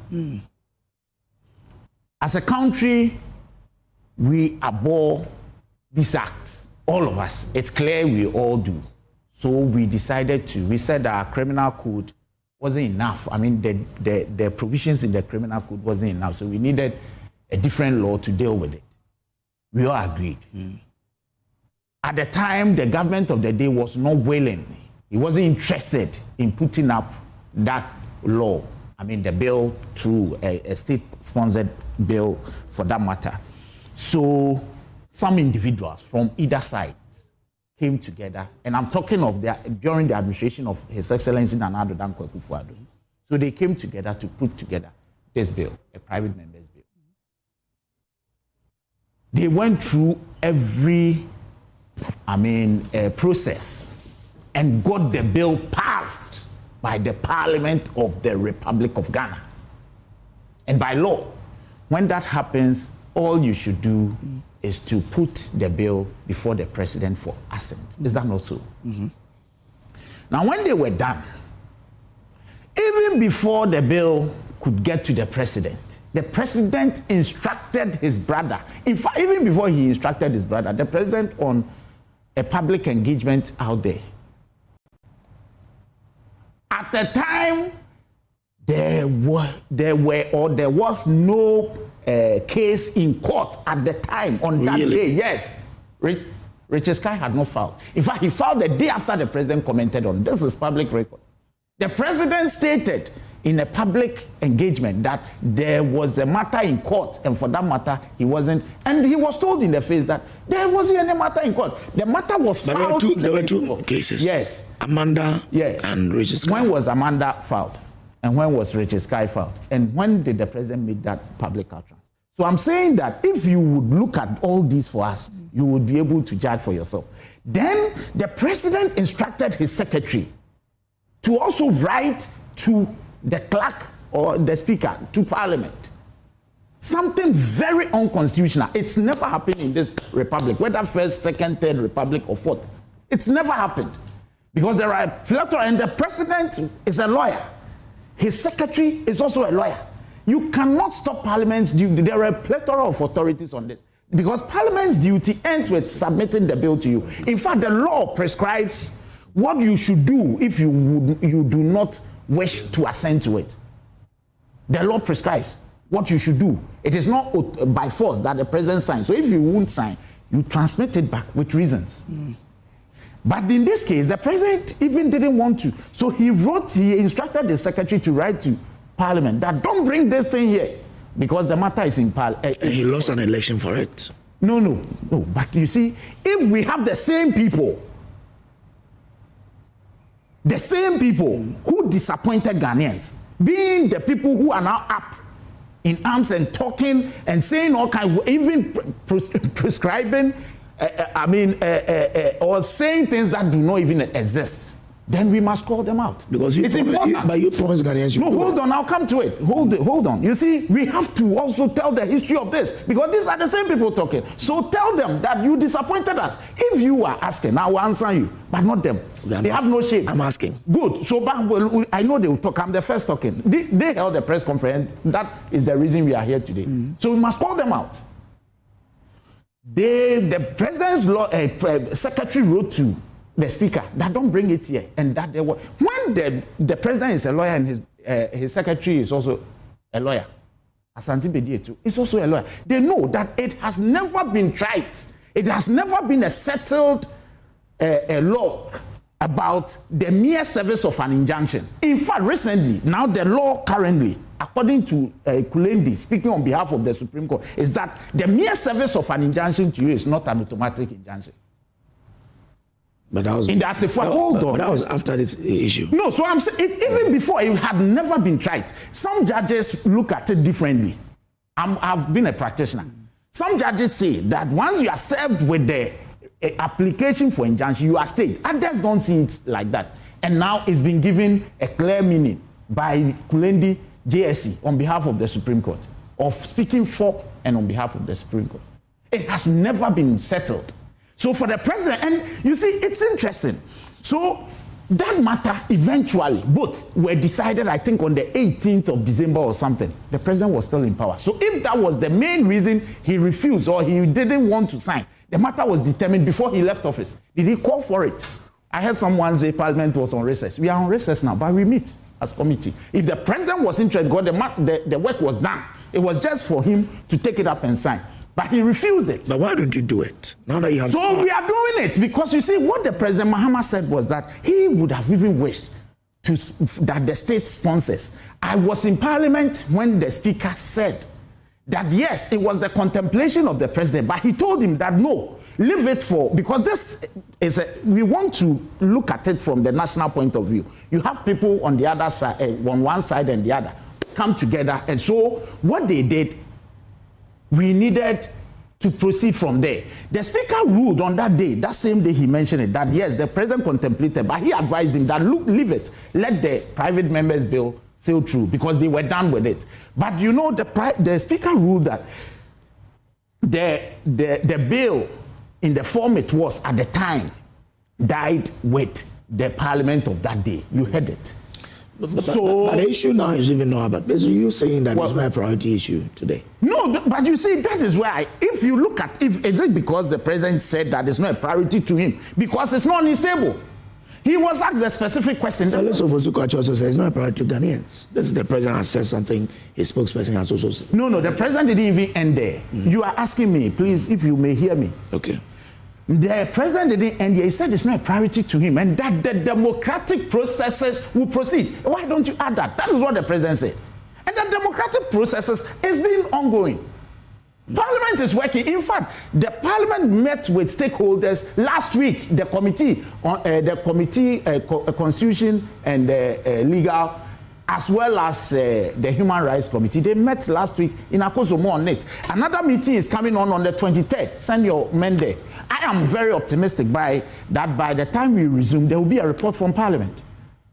So it is ongoing. Let us get to the point where they disappointed us. His Excellency Nana Akufo-Addo disappointed Ghanaians. before you call out President Mahama, because his public utterances on this has been so clear, unambiguous, unlike we had before. He has always said that the moment the bill gets to his table, he will sign it. Haven't you heard this before from him? President Mahama, has he not said it? Before he said this. Before he said so wasn't a priority. Yes. Yeah, so it wasn't a priority. What did he say? Quote exactly what I thought you were bringing that. Mr. President John Dramani Mahama called for restraint and dialogue in the ongoing national debate on LGBT issues, stating that while the subject is important, it is not the country's most pressing priority. Speaking during a presidential dialogue with civil society at Jubilee House, blah, blah, blah, President described the issue as sensitive and emotionally charged, even in societies with long-standing liberal traditions. He asked stakeholders to approach discussions with calm and respect for Ghana's values. I want a quotation. I explained during my recent engagement with World Affairs, this is a quotation, that it is not the most important issue we face as a nation. We are still grappling with the provisions of basic needs of education, healthcare, jobs, food, clothing, and shelter. You didn't know that during President Akufo-Addo's time? No, I thought you were, But there's a quote from him. He didn't know this. There's rich coming from. Another quote. While there are strong and differing views within our society, we believe that issues must be addressed through democratic processes, our core values, dialogue, and the rule of law. So the rule of law, democratic processes, the matter is now seized with Parliament. Parliament is working.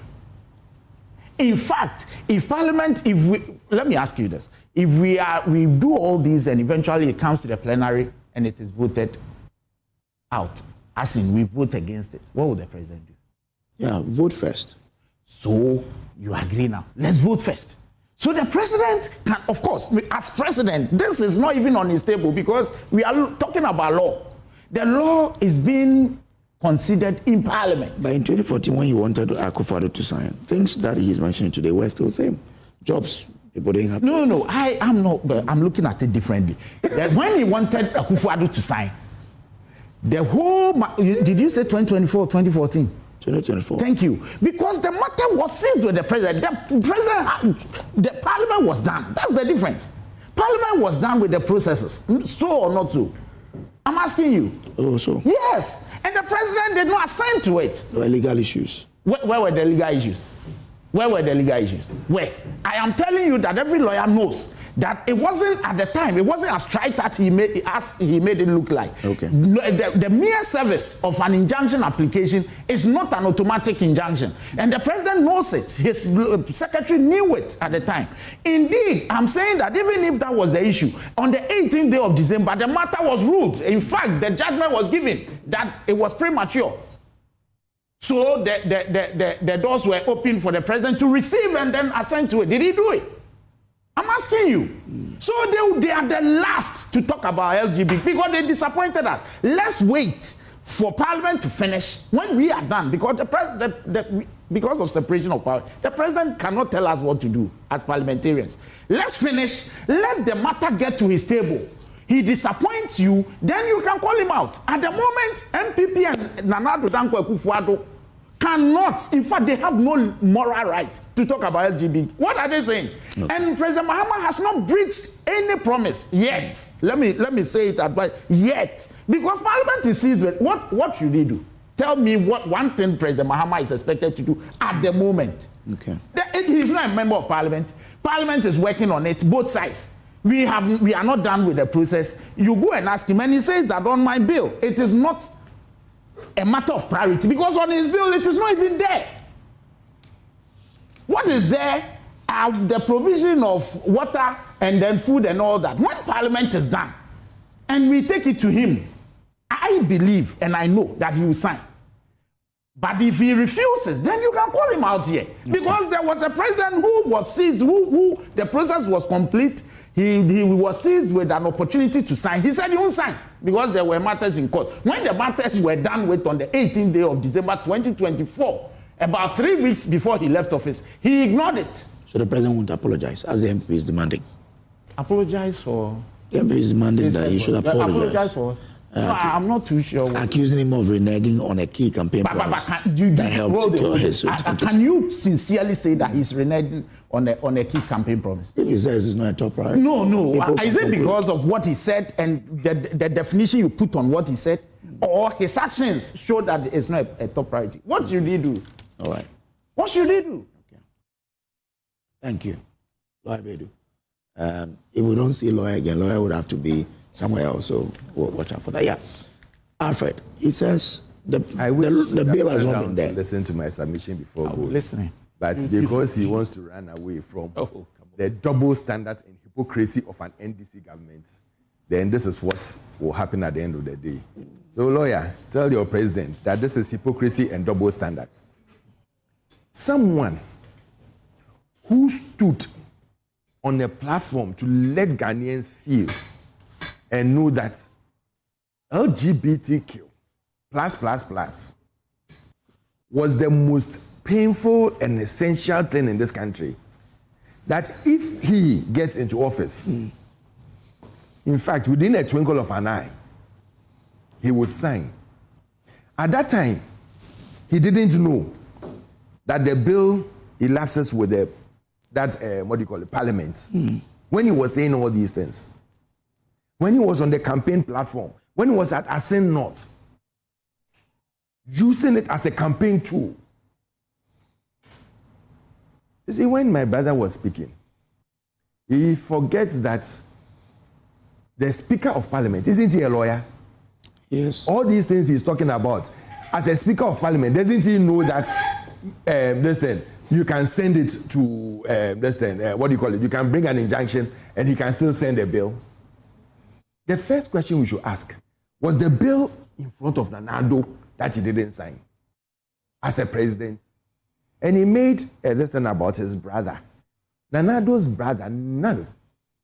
The only brother we know is Bamti. And he's never spoken or done anything about this LGBTQ thing.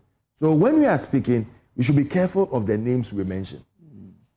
Nana-Addo's brother has never gone anywhere near his office to even say that don't bring LGBTQ there. Coming back to it, the bill was never placed on the table of the president at that time, unless I'm lying. It never got to his table. So you can't use that as a basis that, when it got to his table, he didn't sign. And the current president made us understand that he was even going to drive it, not as a public bill, but as a government bill. If you've gone to hold talks with the Speaker of Parliament behind closed doors, a parliamentarian is now coming to tell us that they held talks and now he is changing his mind on whether to make it a government bill or still take it as a public or private bill, private members bill. Has he come to Ghanaians to tell us this? That, yes, I've had discussions with various people, and now my mind has been made up that it's not going to be a government-pushed bill, but a private members bill, as it used to be. He is not.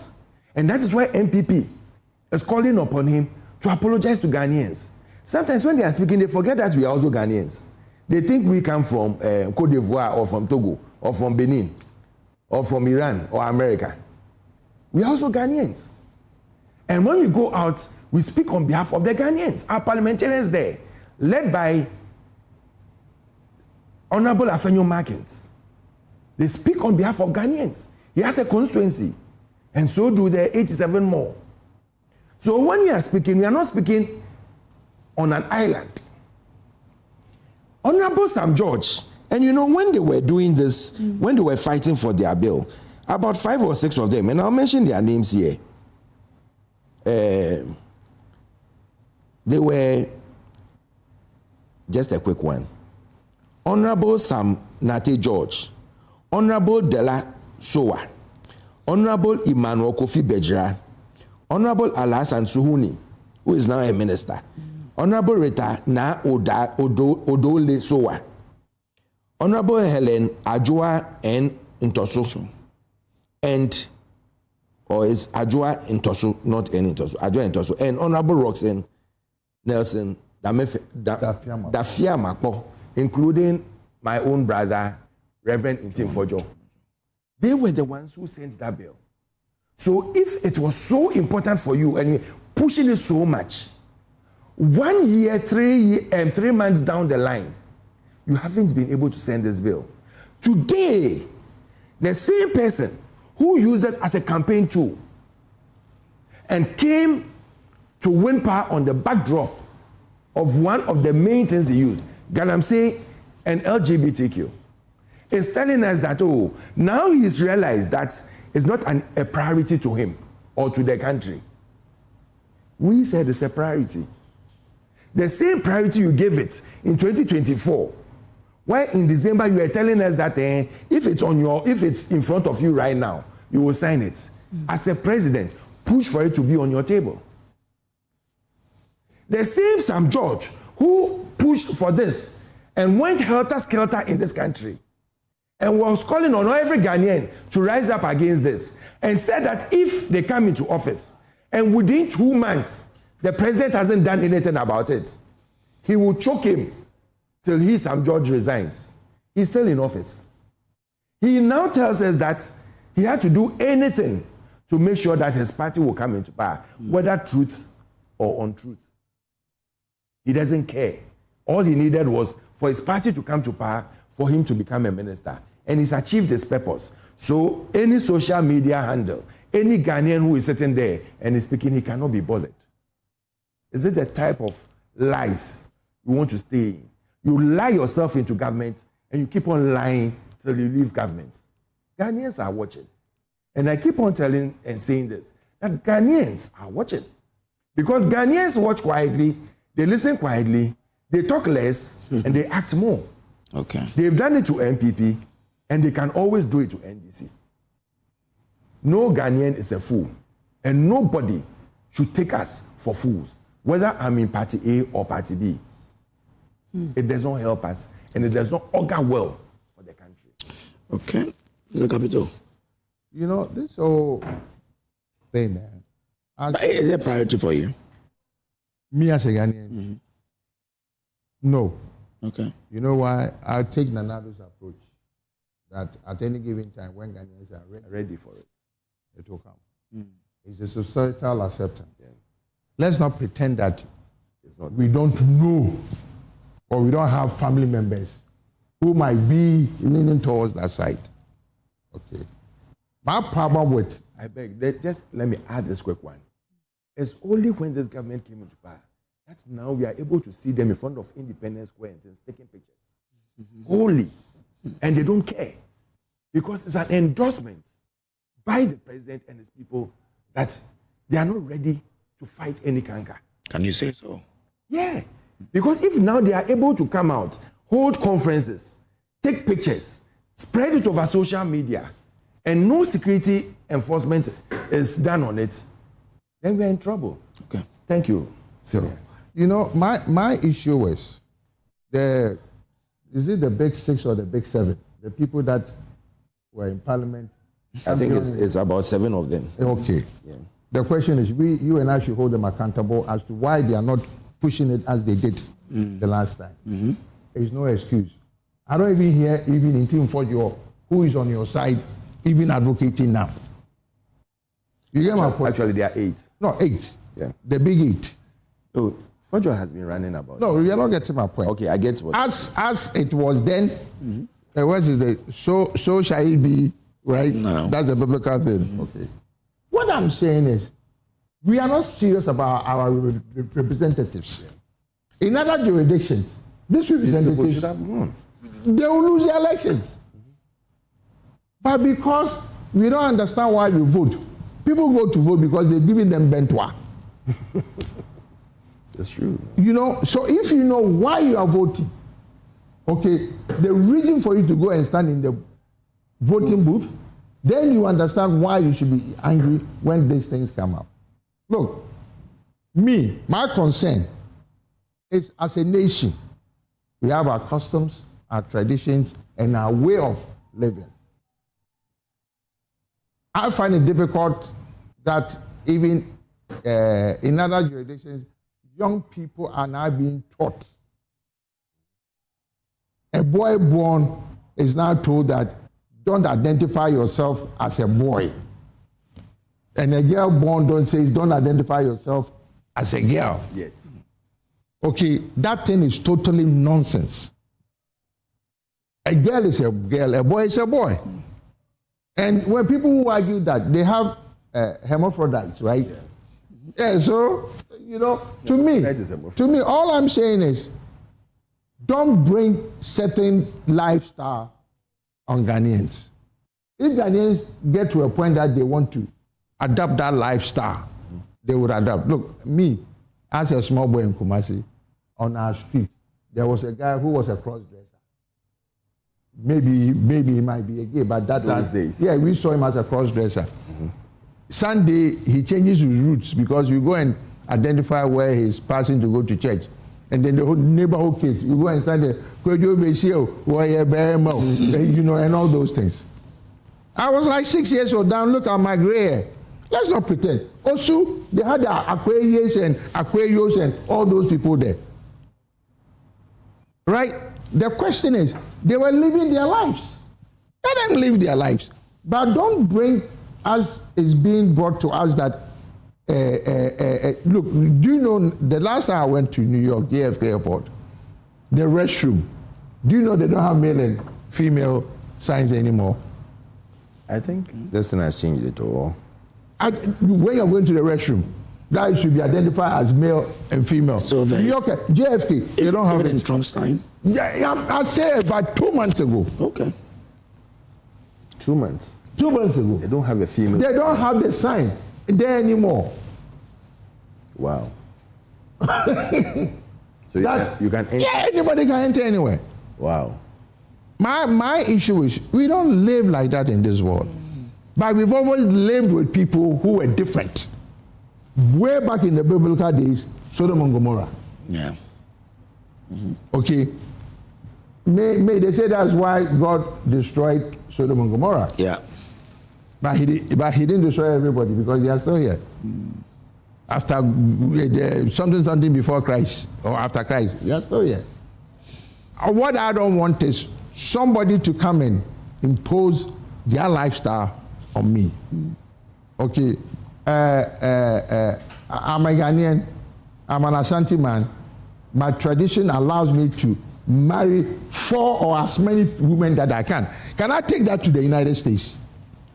So why is the United States telling me that because a member of parliament, Bonnie Frank, is openly gay, and he sits on the Ways and Means Committee, so he's forcing Ghana to accept homosexuality? Nobody should enforce any country. And if we are not bold to tell them. No, this is what I'm saying. This is what we should tell them. Listen, like I said, Nanado's answer, to me, I buy into it. And people mistook his response as he's caving in. He said no. As a kid, when I was in England, it wasn't accepted. Mm-hmm. But today, it is. And it's true. When I was a young man, I was in England too. They used to call them queer. Yeah. If you were back in the day, they were called queer. Okay, now they say they are LGBTQYWZ. Because they're Q in the square. You get my point? I used to like rainbow colors. Now, I'm even afraid to wear a rainbow shirt because I'll be identified as an LGBTQ. But rainbow was a beautiful thing. Yeah. When rainbow comes, everybody is happy. Yeah. Okay, all I'm saying is, let Ghana decide. Let's even have, if we can have, what's the thing that we do? The mini voting, what's it? A referendum. Referendum on it. Okay, and say that, let's ask Ghanaians, do we accept this? Or not. Or not. And even we should look at, I don't agree that a man and a man should be allowed to marry in Ghana. Neither do I believe that a woman and a woman should be allowed to get married in Ghana. Because in Ghana, men and men don't get married. And women don't get married. Yes, but they can have their freedom. If you want to go and do your own thing with your own partner, look, you know, as I was growing up, so it's not even funny. Do you know, boys, when you walk on the street, we used to hold our hands. Yeah, now it's different. Yes, it's different. I can't hold your hand when you are walking anymore because of the mental attachment. Yeah. But as a kid, as a young boy, you can hold your brother. You can hold your brother and go everywhere. Even at all, in England, right? When I was in England as a young man, do you know if you go to a club, right? The typical English people, the women like to dance among themselves. Not that because they were lesbians, but it was more of a protection thing. Yes. Protecting each other. Okay, but the question is, let's identify what will work for Ghana and what will not work for Ghana. Yeah. I do not agree that gay people should adapt in Ghana. As Kum Chacha says, if you don't want to have a child, if the fish is in the sea, if they also refuse not to have children, where are you going to get fish to eat? And it is annoying because the moment a man and a man adapts, that child is influenced by the house, what he sees in the house. When a woman and a woman does the same thing. Now, this basketball player, I've forgotten his name, him and his wife even came to Ghana. And then Will Smith's son, confused as anybody. Today he says it's a man, tomorrow he says it's a woman. Magic Johnson's son, a whole grown 6'7", 20, whatever, footman, is dressing like a woman. Magic Johnson. Societal influence. RuPaul. He denied that he was not gay until recently. He claimed he was a cross-dresser, but he was a freaking gay. All I'm saying is, if you want to be gay, this man, Anderson, CNN, comes from one of the richest families in the world. His mother was the person who invented proper jeans for women back in the day. She was called Gloria Vanderbilt. But look at Anansi Cooper. How the hell does Anansi Cooper adopt a child with his wife? They don't even say, they say, oh, that's my wife, that's my husband. How the hell does a man call another man my wife? Oh, he's also gay. Yes, Anansi Cooper. Those he's mentioned are gay. You get my point? But that is a country that is allowed. Even when I went to America, let's say 40 years ago, it wasn't that open as it is today. Even though it was there, it wasn't that open. They had their own way of dealing with it. So allow us to have our own way of dealing with it. Later on, if we accept it. If we accept it, fine. But because of politicking, that is where we are. When some group decided that that is an easy way, because somebody told them that they suspect some family members of the president then to be favoring or looking a little bit girlish, he supports it. Okay. I mean, I know. I have a family member who is gay. You know, I tell him don't bring the nonsense into my house. He's my cousin. You get my point? He knows when to draw the line. Okay. When he's coming to our house. He can't come and influence my children on anything. Okay. Or my grandchildren.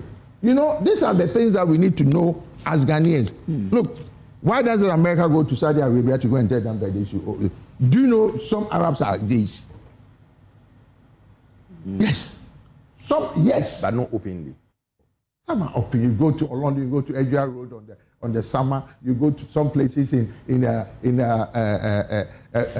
what's it called in America? So they are there. They can't go home to do it. They can't go home to do it. Okay. There was even a rumors that there was one big time Lebanese guy in Kumasi, and people suspected him because he was very close to Asante Kotoko. So they even suspected him that some of the players were being convinced to, okay. Apparently, this is the story, whether it's true or not. The family enticed him to come back to Lebanon. When he went to Lebanon, they killed him. Whoa. They killed him. You get my point? Okay. So the question is, some people do not accept. It's like in the Arab world, or even the Indians, do you know they have something called mercy killing? Are you aware of that? Yeah. That if you are my sister, okay, and you are raped, not that you go and have sex, so you are raped. I, as a brother, revealed as you brought disgrace to our family, I will kill you. Wow. That's okay. Interesting. In the last curriculum, they nearly smuggled it in. That thing is nonsense. And it's very dangerous. Yeah. It's very dangerous, especially from someone who wrote on the back of this to become president. We should be very careful in this country and stop the double standards and the hypocrisy. Okay. Let's do transport first briefly. Sure. We understand they are about to go up. I'm told VIPs to start today, but I mean, VIP, listening to them, they said it's over a year now since they wanted to increase fares, and they can't hold it any longer. It's time. They are waiting for the president to come back and come and do a cabinet meeting. Yeah, I think he did it yesterday, right? No, tomorrow. Others have suspended theirs. Is he back from France? I can't tell. I don't know whether he went to France, but I saw a post by Felix. Yeah, that's Party saying that he was going to France. Yeah, I think he's there because. But yesterday, what is Telegraphic report? Oh, he's there. Yeah, but he's in France. So how come? Maybe he'll be back today. So how come almost the ministers were not in office yesterday? Because yesterday I went round. And most of them were not. No, I thought they were in a cabinet meeting because they've come back, and. I don't get it. Maybe some went to France with him. Maybe some were on holiday. Yeah. On this whole thing, I'm a consumer advocate. My duty is to protect consumers when it comes to the rights of the consumer. I have a problem of the way government in Ghana has done transportation, let's say the past 40 years. Mm-hmm. Government has gotten it wrong the last 40 years. You know why? As a little boy, growing up, Boys Brigade, from Kumasi, went to Takoradi Secondary to go and look at the harbor. We went on a train. Okay? As a small boy. As a young man, when I was being brought, my mother was moving to Accra to come from Kumasi. We came on a sleeper train. Yeah. The car was on the train. Yeah. Okay. A car. Yeah. Yes, they had room for cars for you to bring you drive in, you drive out. Oh wow. You people, you don't know anything, so that's the reason why you know. Let me tell you what. When I was a young man in Apam Secondary School, one of my seniors, his name is called Betty Jones. They live just down here, Mr. Mensah. Just there, where the spare parts are. That's where. As a genius business young man, when we vacate, he used to go and rent STC. And STC will come to Apam Secondary School. And pick all the students. And pick us all and come to Accra. I'm just telling you how things have been left to rot in Ghana. That's true. Those times we had the same thing in Augustine. When I went to Ebri boarding boys, it was called Amanfo. Proper school, not this nonsense schools that is in Ghana now. We were taught as men how to even use a fork and a knife before I got to secondary school from 1. I was taught how to make a tie, how to wear a coat, how to brush my shoe, polish my shoe, how to make my bed. Primary school, it wasn't secondary school. Those days. It was called Ebri boys boarding. We had Ebri girls boarding. We have one at Akwetia, one at even here, Ususalem. There was one here. It was the typical Presbyterian upbringing. I was a naughty boy in Kumasi. Before I could say Jack, they have transported me from Kumasi to Ebri. I cried like. But these are things that we used to have in Ghana. All right? The question is transportation. When did GPRTU become so important in Ghana? Control prices. Because some administration use GPRTU as a political arm. Do you know the full name of GPRTU? Ghana Private Road Transport. So Ghana Private, why are you telling me how to make my prices? Yeah. The union. Is it every transport owner who belongs to the union? It's a union. So if that union decides that they will make the transportation cheap, that's your own wahala. How come they are not telling Uber to reduce their fares?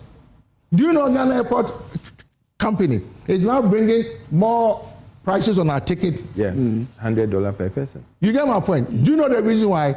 They want to do their own infrastructure and expansion. Why should I pre-finance you? But the public transport issue, and we are getting it wrong. This rate thing that we even thought about under some administration, the way we went about it was even wrong. You cannot say you are doing only commercial railway. That we did this in Pakadan thing. You get my point? It should be inclusive. You should have trains that carries goods. As in other, you have trains that carry coal, and it's all coal, and it's all transportation, and I mean cars and vehicles and stuff. But meanwhile, there is passenger rail. What happened to passenger rail in Ghana?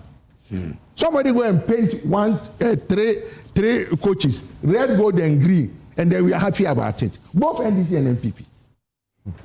3 coaches, and it goes from Sawam to Tema.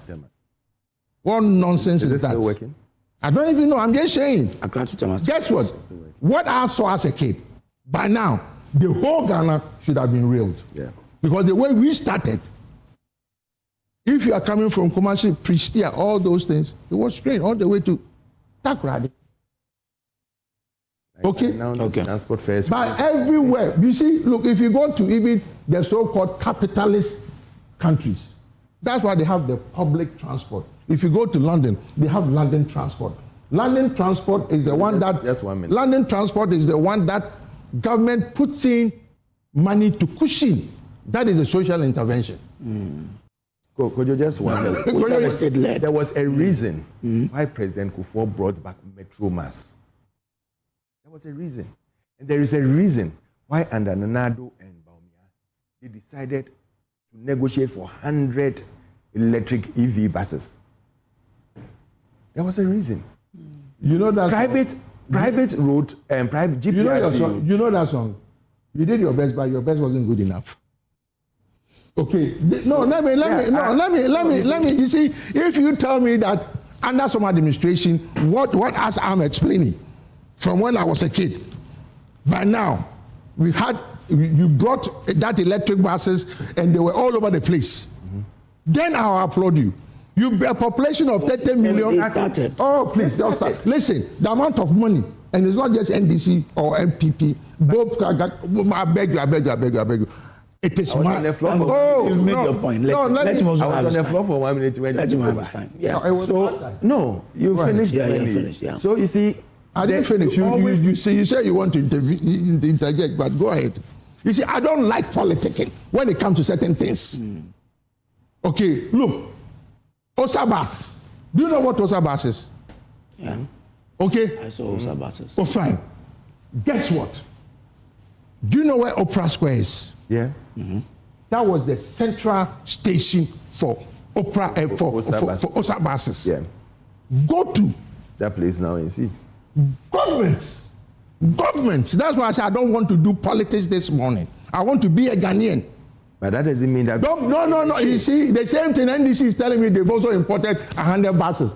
Koko Teku went to Yakubu. But yeah, that's what they say. Koko Teku. Thank you. Koko Teku. Thank you. Now you are complaining. Someone that's running his private business, you are complaining that he shouldn't run his business. No, I'm not. Government, no, I'm not you. Government should be able to stabilize certain things. And there was a reason why Metro came in. There was a reason why these EV buses were being brought in. So that is why I said that it's high time the president sits down and starts running the country on a strategic tandem. Because when there are problems like this, these are where you need your EV buses to be working. Okay. When crude prices are going up, you expect the person who is running his business to run the business down. When government is not going to subvert for him, what should he do? So if you are thinking about the Ghanaian, sit down and strategize. Short term, long term. And let the long term start working as well. So that when there are challenges like this, the EV buses will be there to cushion your transport system up. It's not a matter of, I just want transportation. Okay. Whether EV, QV, or CV. Okay. I want transportation. Thank you very much. What I am saying is, my government has failed me as a Ghanaian. Okay. All right. Because what I saw as a kid, okay, it's not what I'm seeing now. Government now is still failing you. And that's why I say that's with government. Okay. Thank you very much. I didn't say I'm grateful. We are talking about GPR2. This one is a special birthday message from Samuel Amwa, Deputy PR of GPR2, to his beautiful wife, Inspector Mavis, AC Income, Amazon of the Assignment Divisional Operations. Says, happy birthday to you. You are the best thing that has ever happened to me. As you mark this special day, I wish you all your heart desires. I want you to know that I will choose you over and over again. Is I love you. saying that? Your husband. The husband is saying that. Yes, the wife. yes. A special birthday to my friend. Is he going to give her money? Oh, of course. Oh, definitely. They're going out for the way he's talking, you should give her plenty of money. A friend of mine, Linda Isando of ICGC. Okay. And today is her birthday, and I wish her God's blessings. Okay, all right. Thank you. And my very good friend, my brother, my confidant, Samuel Sebastian Stevens. Yesterday was your birthday. Look, you are an amazing human being, and I bless God that He brought you my way. Sammy, and our coach Manzu. I'm say it was one a year on a yoke. Are you going to say my thing for me? He says he say it offset. Francisca Mamle Divia, home economic student, food at Bedu Bonso. You are in house 4 and in form 3. Yesterday was your birthday, so belated birthday. Beya Coffee Capital here at Drengania is a man, Damgre, and Beya Coffee Capital, may la consumer protection, Mabomwa, Moet, their farmer, consumer. So to it. This is Mr. Coffee Capital. He didn't say Martin. He said it. That's what he said. Coffee Capital. No. He knows what I'm talking about. That one is offset. What do you want me to say? 8,800. You didn't know that's what you were talking about. So you heard? You didn't know that's what I'm saying. Is a member of the NPB's National Communications Directorate, and then. But he didn't say I was also coming in as the national treasurer. Oh, so okay, but Alfred Thompson is vying for the national treasurer. But you know, there's something interesting about the Nzemas and the Ashantis. You know, we have a very serious traditional relationship. Okay. Yes. Yeah, yes. There's the Nzemas and Ashantis. Yes, there's Nzemas.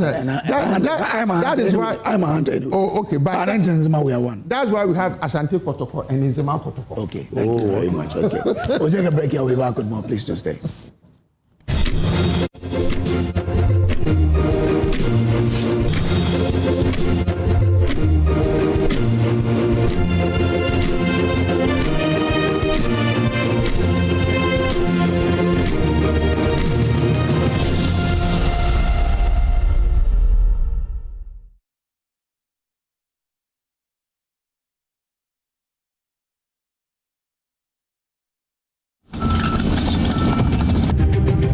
We were just shocked because it had not happened before for anybody with the courage to come in with excavators with the aim of coming to mine. It was unheard of. Press conference against Akon it is so kase enyo no a na yentro ema ne nkrofo no bi krampo ebebetututu wa ha ema bi kan ye weka baako ema ne car krampo no eja to ne car mu essay. There was invasion. The whole world knew it. The reports were there. The investigation revealed it. The CID had all the report. Guess what happened? It was shelved. Why was it shelved? It was shelved because there was no political will. We shouldn't rely on the kind of money that we will get in a day, and tomorrow we cannot guarantee that same money. Because the gold, once you extract it, the soil or the vegetation is gone.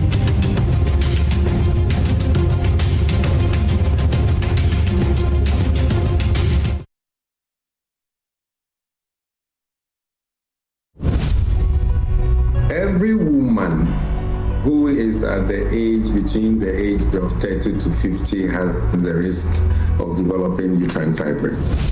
Welcome to Consulting Room 5, only on JoyNews. Pastors laying their hands on their tummy that the fibroid will vanish. It won't go anywhere. It will not vanish.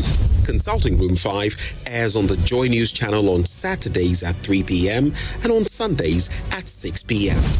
I keep telling them that they should try and conceive before 30 years. If a woman is able to, deliver at all costs, they have to deliver. If they have to go and find the men on the road, they should catch them and put it there and get pregnant by force.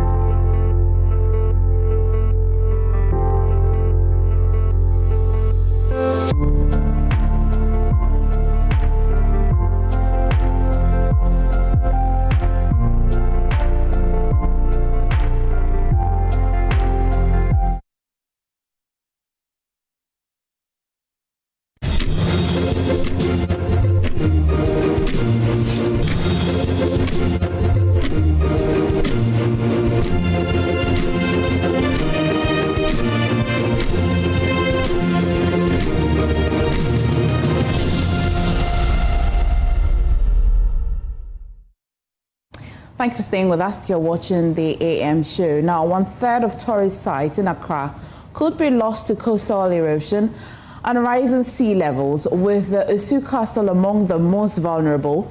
The sea is steadily eating away at the castle, a factor that influenced the relocation of the presidency to the Jubilee House 13 years ago. Now, today, the erosion continues, and experts warn the historic monument could collapse within the next few decades. And Emmanuel Jivenu reports in a Joy News series, When the Sea Comes Home. The sea is closing in on one of Ghana's most important histories, the Christianable Castle, also known as the Osu Castle. Every wave eats away the land. The shoreline may soon vanish completely, leaving land and sea merged. The Osu Castle still draws tourists, people eager to connect with its past. 24-year-old Henry Asiboya is visiting the castle for the very first time. He is a lover of fashion. He is not just at the castle to learn, but also to capture its beauty as a backdrop for his pictures. I've heard about Osu Castle, so I decided to come and see where they used to keep the slaves, then they will later transport them to overseas. So I decided to come and then take a tour, then have a good background for my fashion photos. Okay. So that's what brought me here. What Henry sees today is very different from what others have seen over the years.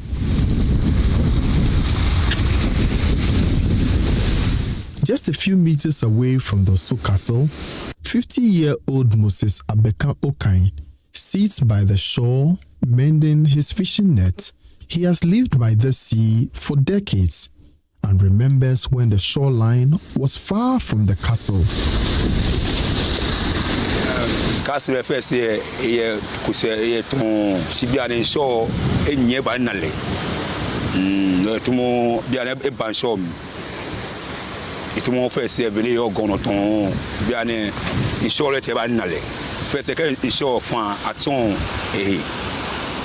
sibia ne ke e fon le te e petele no yo ya okote no aishi no otekile dan dan wa nyonye so na bukia o liake te ba nye civil ne ga bia mi no mi project economy no me you want to won you le woli.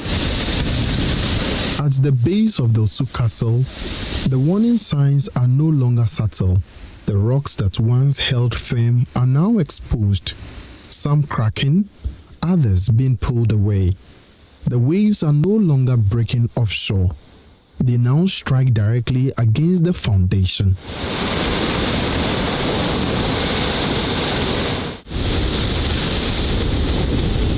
At my visit in 2023, there was still a visible stretch of sandy beach between the sea and the castle.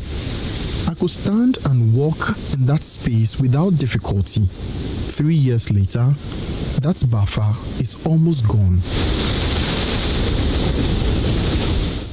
Sea level rise is projected to increase in the future, and this will have a significant effect on the coastal systems and the shoreline behavior.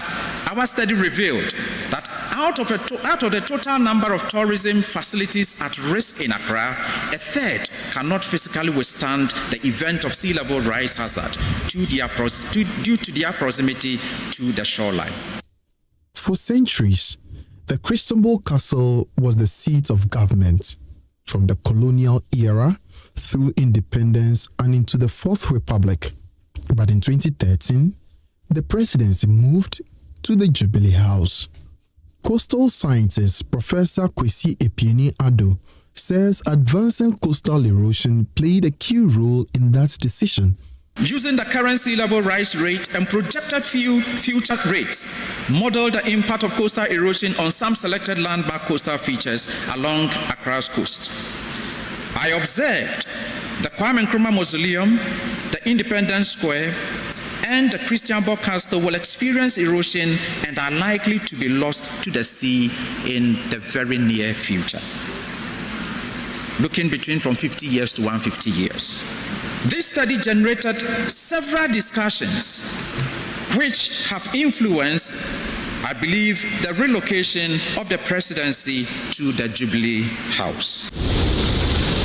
Rising sea levels combined with wave energy and human activities along the coast are accelerating the loss of land. And in many places, there is no effective coastal management plan in place. What is happening at Osu Castle is part of a much larger pattern. Across Accra's coastline, critical infrastructure and entire communities are increasingly exposed.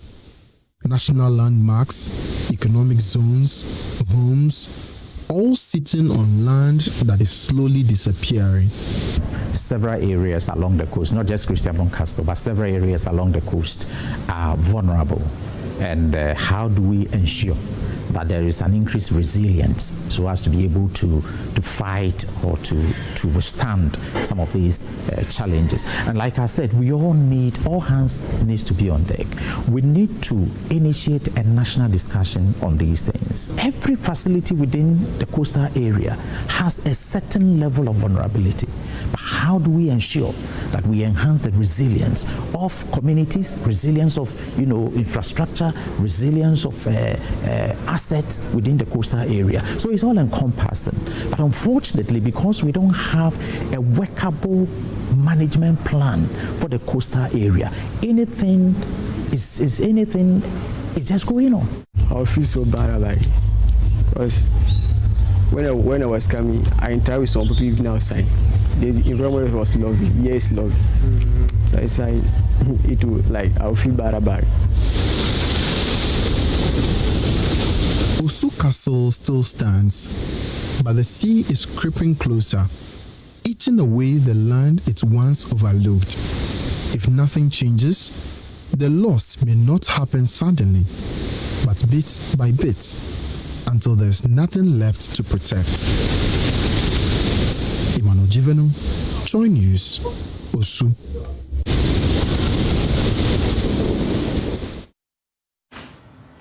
Well, Professor Akufo-Addo is a coastal scientist and a former director, Institute for Environment and Sanitation Studies at the University of Ghana. And as well, Salom Jacko Ababio is a coastal management expert. Prof and gentlemen, thank you so much for joining us. Prof, it's good to have you back again to pick up and continue on our conversation, especially on coastal erosion.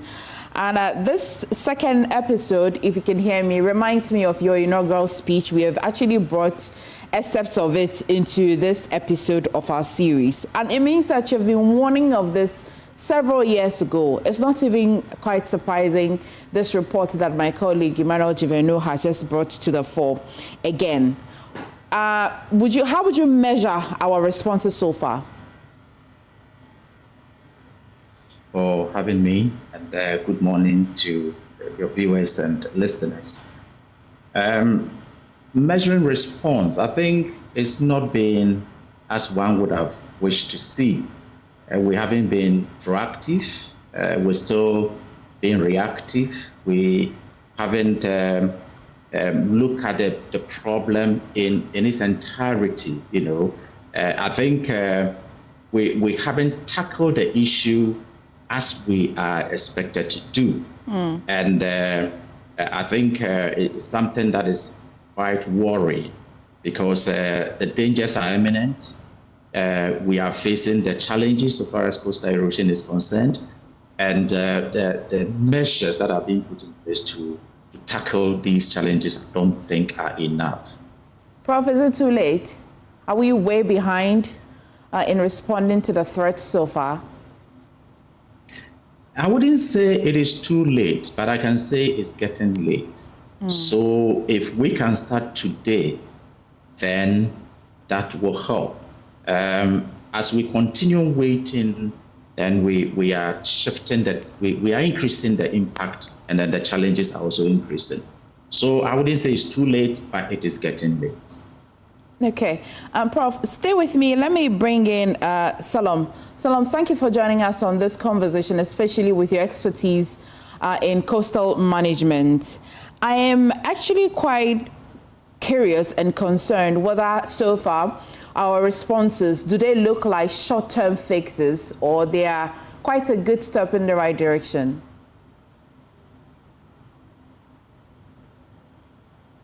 Salom, if you can hear me, kindly unmute.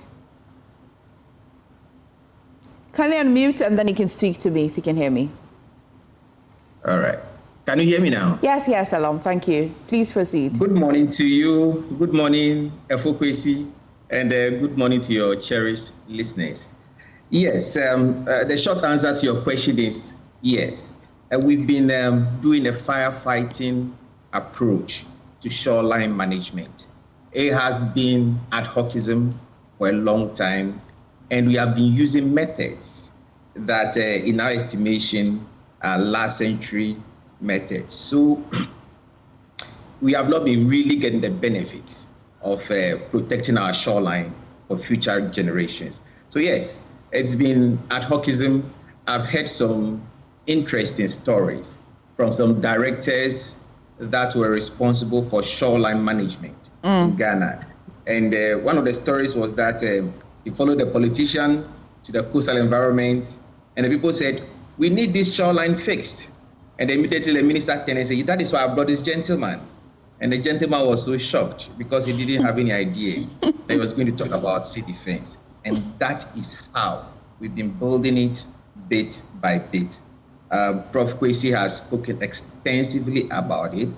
I have been on the field doing consultancy work when it comes to shoreline management, and we see the effects of this ad hoc approach to shoreline management. So we've not been very intentional about protecting our shorelines. We've just been rushing in once we see a problem, once there's a storm surge, once a particular building is going down, then we try to protect that particular infrastructure, forgetting that if we use that approach, we end up creating more problems than the problem that was even there originally in some instances. So that's what I can say for that. When I come back to you, Salom, would explore some of the things that we've done that have put the coastal lines to some sort of vulnerabilities. But Prof, back to you. Let's discuss policies, because I think it is the most potent way to solve this problem. So far, what are some of the policy mistakes we've done?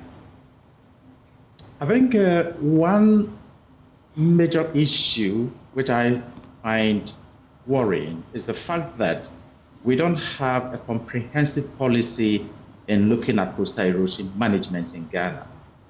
We seem to be looking at coastal erosion in the piecemeal approach. So you have various institutions and MMDAs that are connected to the coast, and they have some, some document that talks about the coast. So the management is done in isolation. We don't have an integrated approach in managing coastal erosion. So anything is done anyhow. And like Mr.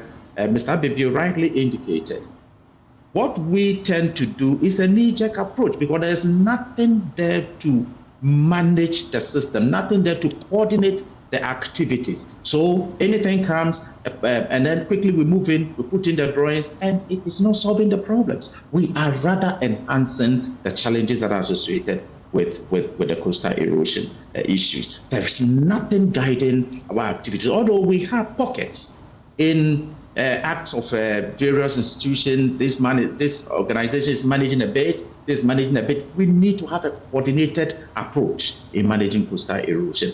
That is what we are lacking.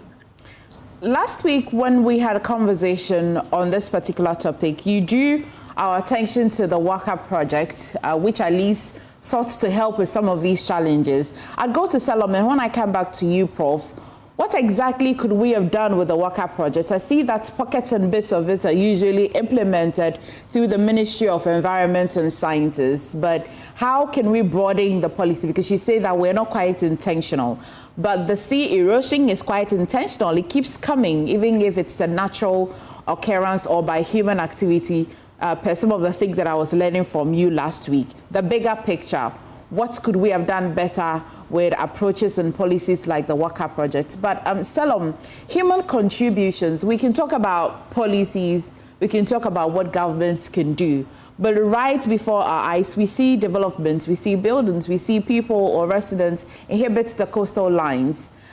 Do they understand the consequences of their actions at all, per your expertise, do they? I don't think so. I don't think so at all. We've had a significant coastal squeeze. Pardon me for using terminology every now and then, but there's this encroachment of people into the coastal environment. We do it for a number of reasons. One, poverty; two, the aesthetics of living on the coastline, and a number of other factors. So we have moved there. We don't understand the dynamics of the coast properly. And so that ends up creating problems for us, for our coastal constructions, for communities. Last week I was in Tema Community 1, just behind the main port. And you see the slum dwellings there and how close they are to the water line, just saved by some slide, some bedrocks that have, become exposed over the years. Yes. And all these slum dwellings have impacts on the shoreline, and there's that thing to the coastal squeeze. We move into the coastal environment, we interfering with water bodies, the lagoons that produce sediment into the coastline or that inject material into the coastline. We have interfered significantly with a number of them in Ghana, starving the coastline of material.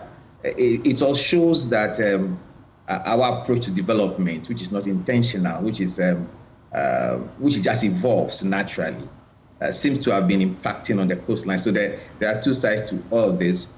One, we being there, so we experience it. Two, our activities in there that worsens or exacerbates the coastal erosion. And you tie this in with, climate change and projected increments in sea levels. And the fact that as a nation, we haven't yet taken a long-term approach to solving that problem, but we've just been looking at it, solving particular problems at particular instances. I have some ideas which I've been discussing with Prof. I think we did one discussion. Is it just because we are not doing anything? Well, luckily, we've passed a new legislation, the Ghana Hydrological Authority legislation, which is Act 1085. I think it was passed about 2 years ago.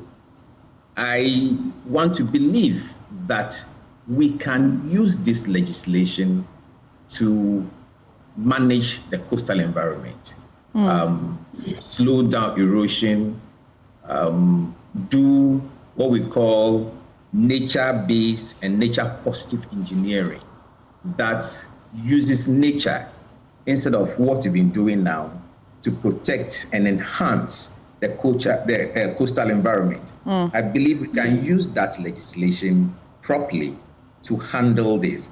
And I don't know whether you can give me some more time to let me just explain briefly what I mean by, or what we mean by nature-positive and nature-based engineering. Please proceed. I think last week, Prof let us in a bit on some of that, but of course, we'd like to hear you reiterate it. Yes. Yes, Prof is a big promoter of that, and I'm also a big follower of that as a result. What we've been doing previously is fighting nature, essentially. We put the groins there, that's the rocks on the shoreline. We just dump them there and we leave them. We are kind of like fighting the shore. So we call it sea defense structures. We think we are defending the shoreline against the waves. But the sea is mighty and it's powerful, and eventually to overwhelm our defenses. So the new idea is use nature-based approaches to manage the situation. See what you can do if mangrove swamps that we need to replant or protect, then we do that.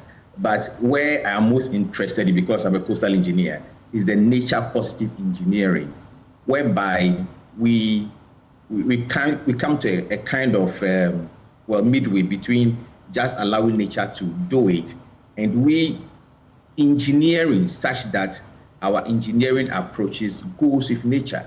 So instead of just building rocks on the shoreline, can we regenerate a dune? Can we regenerate an area, a little bit offshore? Because essentially, if you come to the physics of it, all that is happening is that the sea throws energy at the shore. The shore absorbs this energy, and when it's overwhelmed, it washes away. So can we find a way to reduce the energy in this wave that is being thrown to the shore every now and then? We understand the physics, we know how we can do it. Can we take a long look at that? And when I say long look, I mean long term, because it's not going to be any quick and easy fix. It's getting a little bit late, as Prof said, but we can pick it from a point and start slowly developing it. Let's say medium term, short term 5 years, medium term 10 years into the future, what we intend to do with various portions of the shoreline, so that we can develop this essentially for posterity. Otherwise, we leave it at that. Then the next generation also goes into this ad hoc erosion prevention, and the problem keeps going on and on. So I think that is something we need to look at. Imbibing this nature-based and nature-positive engineering, somehow get it into this act, because the act makes space for legislation. If the LIs are going to be proposed, the act makes space so that the agency responsible for it should be able to put LIs or legislative instruments, or even rules that says that if you want to do something on this coastal environment, build, protect, or live there, you do A, B, C, D in a kind of sequence that ends up protecting the shoreline. Okay. I think I'll get across to you. You definitely brought the message home. I've underlined that Act 1085. Prof, Prof, I know that I drew you to the Waka project, but let's stay on this bit that Salom just as well reintroduced. I recall that you brought it up last week, but it's good that we explore it a lot further. In very simple terms, I see that Salom and yourself are proposing how we can defend when the sea is coming home. I like to use JoyNews titling of the message. But generally, should we inhibit it in the first place? Is it okay that human beings actually live along the coast? And if we must, is there a way we must live in a way that it doesn't harm when the sea is coming home at all? Does it contribute to the erosion in any way? Yes, I think I'll take that. Last week I mentioned that there's a need to have, a holistic management approach in dealing with the coastal environment. Should we allow people to build closer to the shoreline? The answer is no. So if we should not allow people to build closer, then we should have very effective plans, development plans. So in our development plans, we should have a setback line. So we have the setback line and indicate that beyond this line, development is not allowed to go on. Okay. Because as I indicated last week, in as much as we as humans need the land, the ocean needs the land to evolve. So we should leave space for the ocean to naturally evolve. And if the ocean is evolving and it's not interacting with human development, there's no problem. Erosion becomes a major problem when there is a conflict between human existence or human development and the natural dynamics of the ocean. So we need to have everything of the way we plan our coastal environment. And that is why what Mr. Abibio mentioned is very, very, very important. The new act that is that has set up the Hydro Authority. How do we ensure that the airlines that are coming out from the act are done in such a way that it can be, it can really help to protect the coastal environment? And let me also say that managing the coastal environment is not just about the physical, way of doing it as we normally do. It goes beyond that. How do we involve the people within the community? That is also very important. Right. Now, how do we bring everybody on board? And that is why coastal erosion management has evolved from the normal way of managing it to an integrated approach where everybody is brought on board. And again, if you add or include the coastal communities, you ensure ownership. So once the project is done, there is that continuity in terms of managing the systems when the operators are not around. So ownership becomes a major thing that is enhanced. You also mentioned the Waka project, and I as I indicated last week, Waka is a game changer. And Waka is teaching us something that I've always been asking myself, beyond Waka, what are the lessons? Waka has a coordinating team, and the coordinator is sitting at the Ministry of Environment. And Waka is bringing all the relevant agencies together to work as a team. And that is the integrated approach that we are calling for. There should be leadership. There should be a coordinator to bring all the relevant agencies together and take that leadership and let the relevant agencies play their role in how to manage erosion. Lands Commission plays a key role. Forestry Commission, they play a key role. All the other agencies, EPA, they are all very relevant when it comes to coastal erosion management. You cannot isolate them. And that model that Waka has developed is something that I think we should take on board moving forward, so that we have that leadership, we have that coordinator who drives and bring everybody on board. Prof, let me stay with you a little longer. Would you say that all of the coastal areas so far have been devastated already, or at least we have, or maybe I should ask whether we can save some of the coastal areas? Is it too late? I indicated earlier that it's not too late, but it's getting late. For all of the stretches. I ask because if I just cast my mind around, I know that there's some beachfronts. I also know that there's some resorts that are dotted along some of the coastal lines. From my innocent mind, I see that as beautiful. Doesn't look like it is destroying anything until Jivenu shows us this video, and it looks like the destruction or the devastation is quite bespoke to certain areas. So are certain areas more destroyed than some parts per what we see, or even if it looks nice, scientifically there's some destruction happening? Yes, some areas are more vulnerable than others, and several factors come to play. You know, the waves that are breaking, energy that are being dissipated, the currents that are carrying this sediment. You know, you have different, and then even the geology. So some areas are more vulnerable than others, and this is where science comes to play. Through monitoring, which is very, very important, we are able to identify areas that are getting, in terms of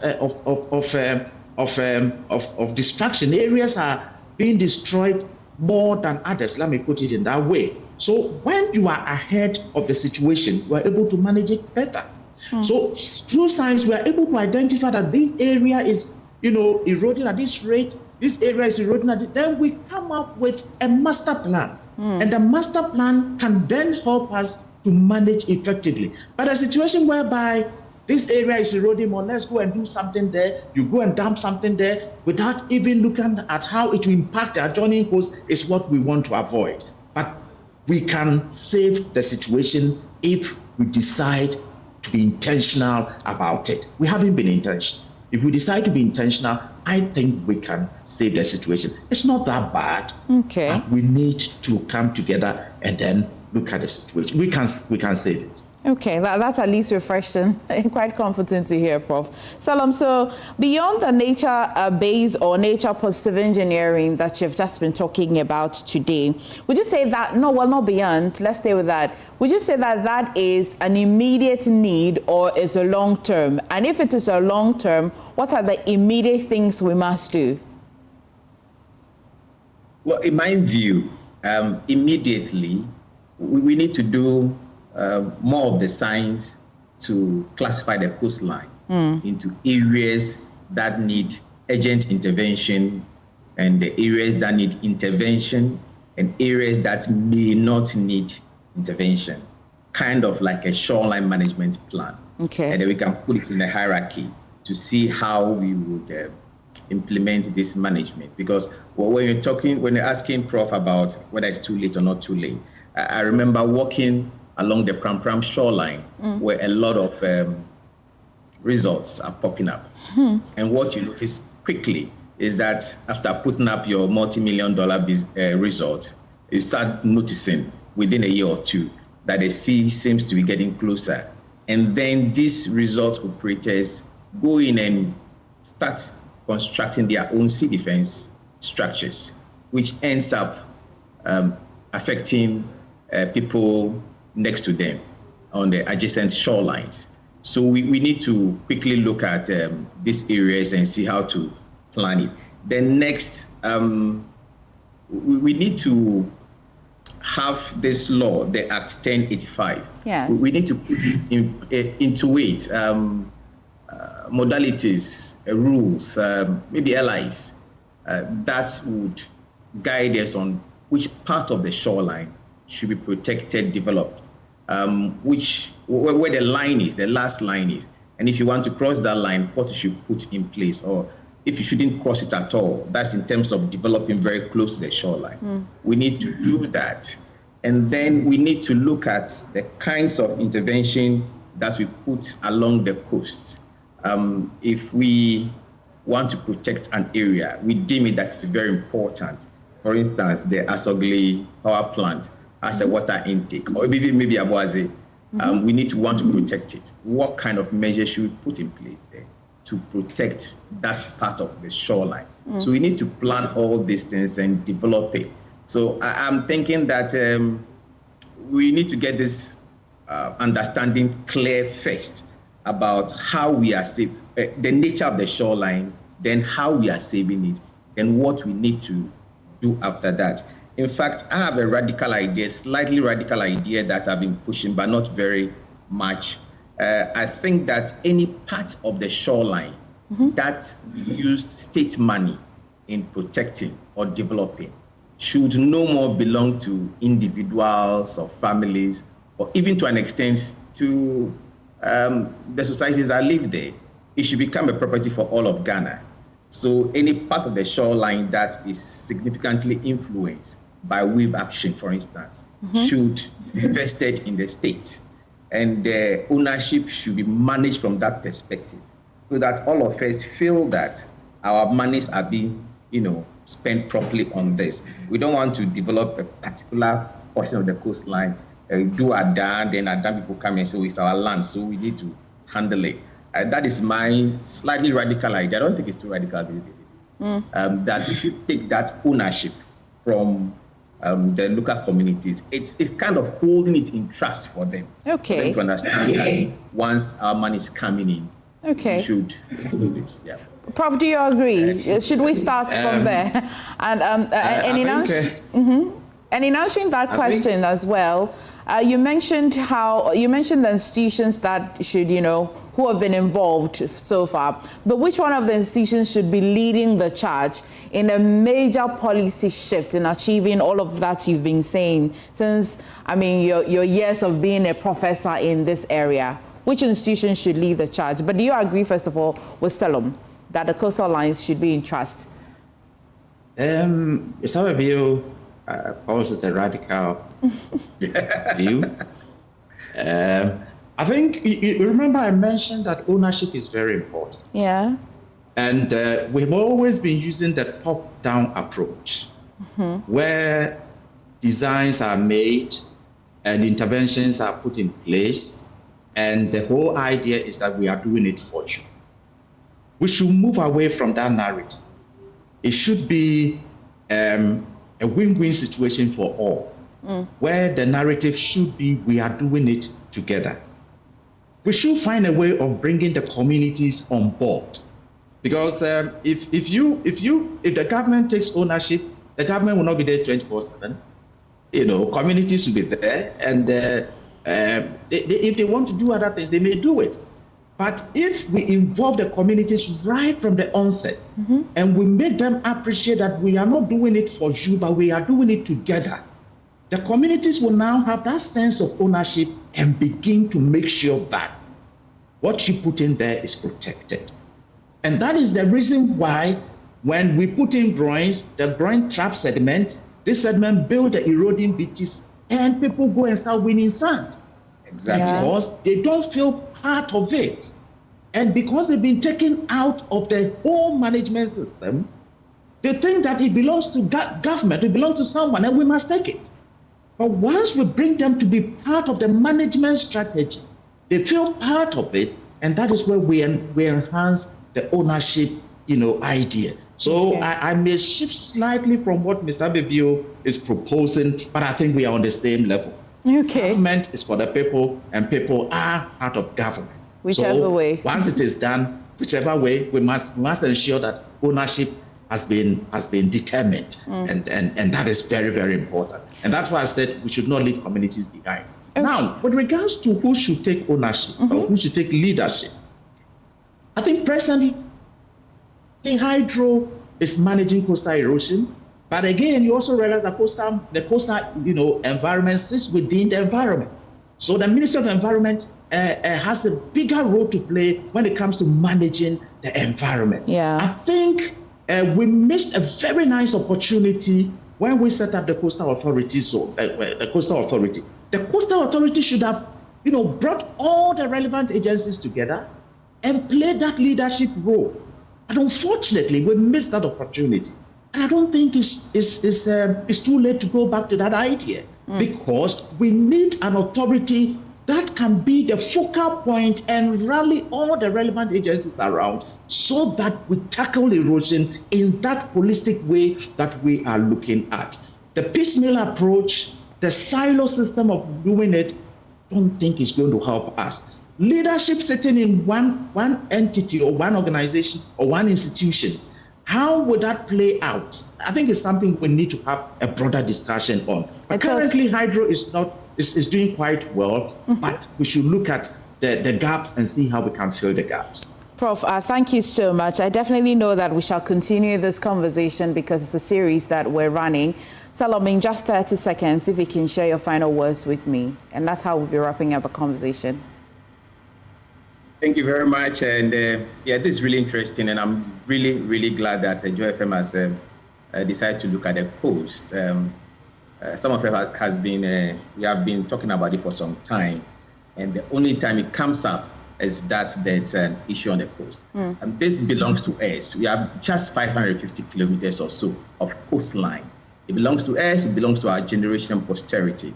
We need to immediately start taking a long-term view of it, how to protect it, how to enhance it, and how to use it to derive benefits for the nation and leave it in a state such that future generations, posterity, will be happy that the ancestors look at this coastline and left it in a state which makes them happy. And we've been talking basically about the things we need to do. I think when we pick it from there, we get the relevant authorities to commit resources. We could start from a point so that in a few years' time, we don't lose a lot of monuments, we don't lose a lot of land, and once we lose it, it's either lost or we have to spend a lot more money to get that coastal space back. So I think that's what I want to say as my final. Thank you so much. Salam Jacko Ababio is a coastal management expert. Thank you so much, Salam. Prof. Kwesi Akufo-Addo joined us last week and as well joined us today. He is a coastal scientist and the former director for Institute for Environment and Sanitation Studies at the University of Ghana. Prof and gentlemen, thank you so much for joining us on the back of this conversation, When the Sea Comes Home. I shall be wrapping up the show by wishing a few people a happy birthday. This one is coming from women of WICI, and they're wishing Lady Pastor Jessica, a woman of substance and virtue, a woman who carries so much presence, a woman who bends for God, the Deborah of our time. God bless you for your consistency, and may the oil on your head never run dry. May the new milestone come with speed and elevation. Because of you, your generation will be called blessed. And have a blessed and exciting day. The women say that your best terminology to use is Kabosh, and so they said I should wish you a happy Kabosh birthday. This is from the women, the WICI women. Thank you so much. And as well, a few other birthdays quickly. This is a special birthday message from Samuel Amwam. He is Deputy PRO of the Ghana Private Road Transport Union, GPRTU, to his wife, Inspector Mavis Esi Inkum, Amazon of the Ashaman Divisional Operations. Happy birthday to you. You are the best thing that has ever happened to me. As you mark this special day, I wish you all of your heart desires, and I want you to know that I'll choose you over and over. And it says that he loves you very, very much. This is coming from your husband, Samuel Amwa, to you. Happy, happy birthday to you, Madam Inspector Mavis Esi Inkum. Thank you so much for watching the show. I will not say goodbye without saying good morning to ASP Susan Akperi as well for doing the watching today. Thank you, Mami. I didn't wish you a happy Easter. Belated one. Happy Easter to you. My name is Emefa Akosua-Adeti. Thank you for watching. Stay safe out there. It's a raining morning. I'll see you at 12, but please stay for JoyNews Desk.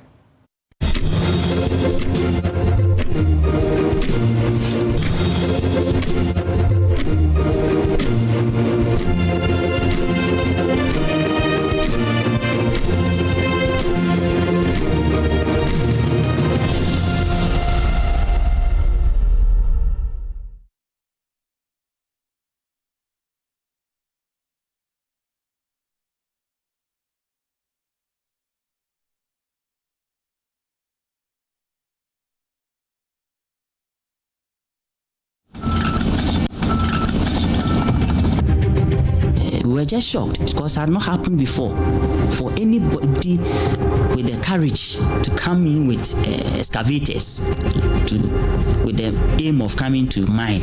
It was unheard of. press conference against Akontaman. It's in the Socase and you know na yentro ema ne microphone bi crampo ebebetu tutu ha e ma bi kan ye weka baako e ma ne car crampo no eja to ne car ma say there was invasion. The whole world knew it. The reports were there. The investigation revealed it. The CID had all the report. Guess what happened? It was shelved. Why was it shelved? It was shelved because there was no political will.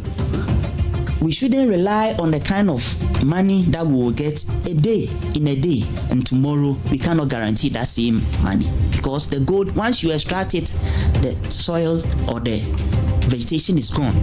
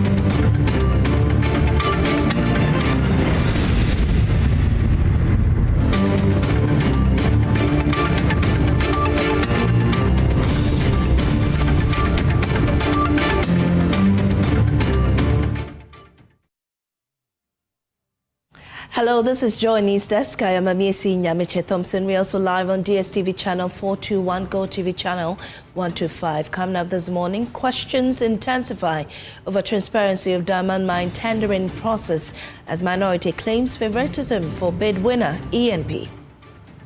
To see that the results of this work, the assessment are published, and it's not just the decision of the minister, for example, but the actual assessment undertaken by the committee. Anybody to basically gauge what we have done in terms of our work, they must make reference to the provisions in the LI 2170. Well, we have details as committee argues they dealt according to the law.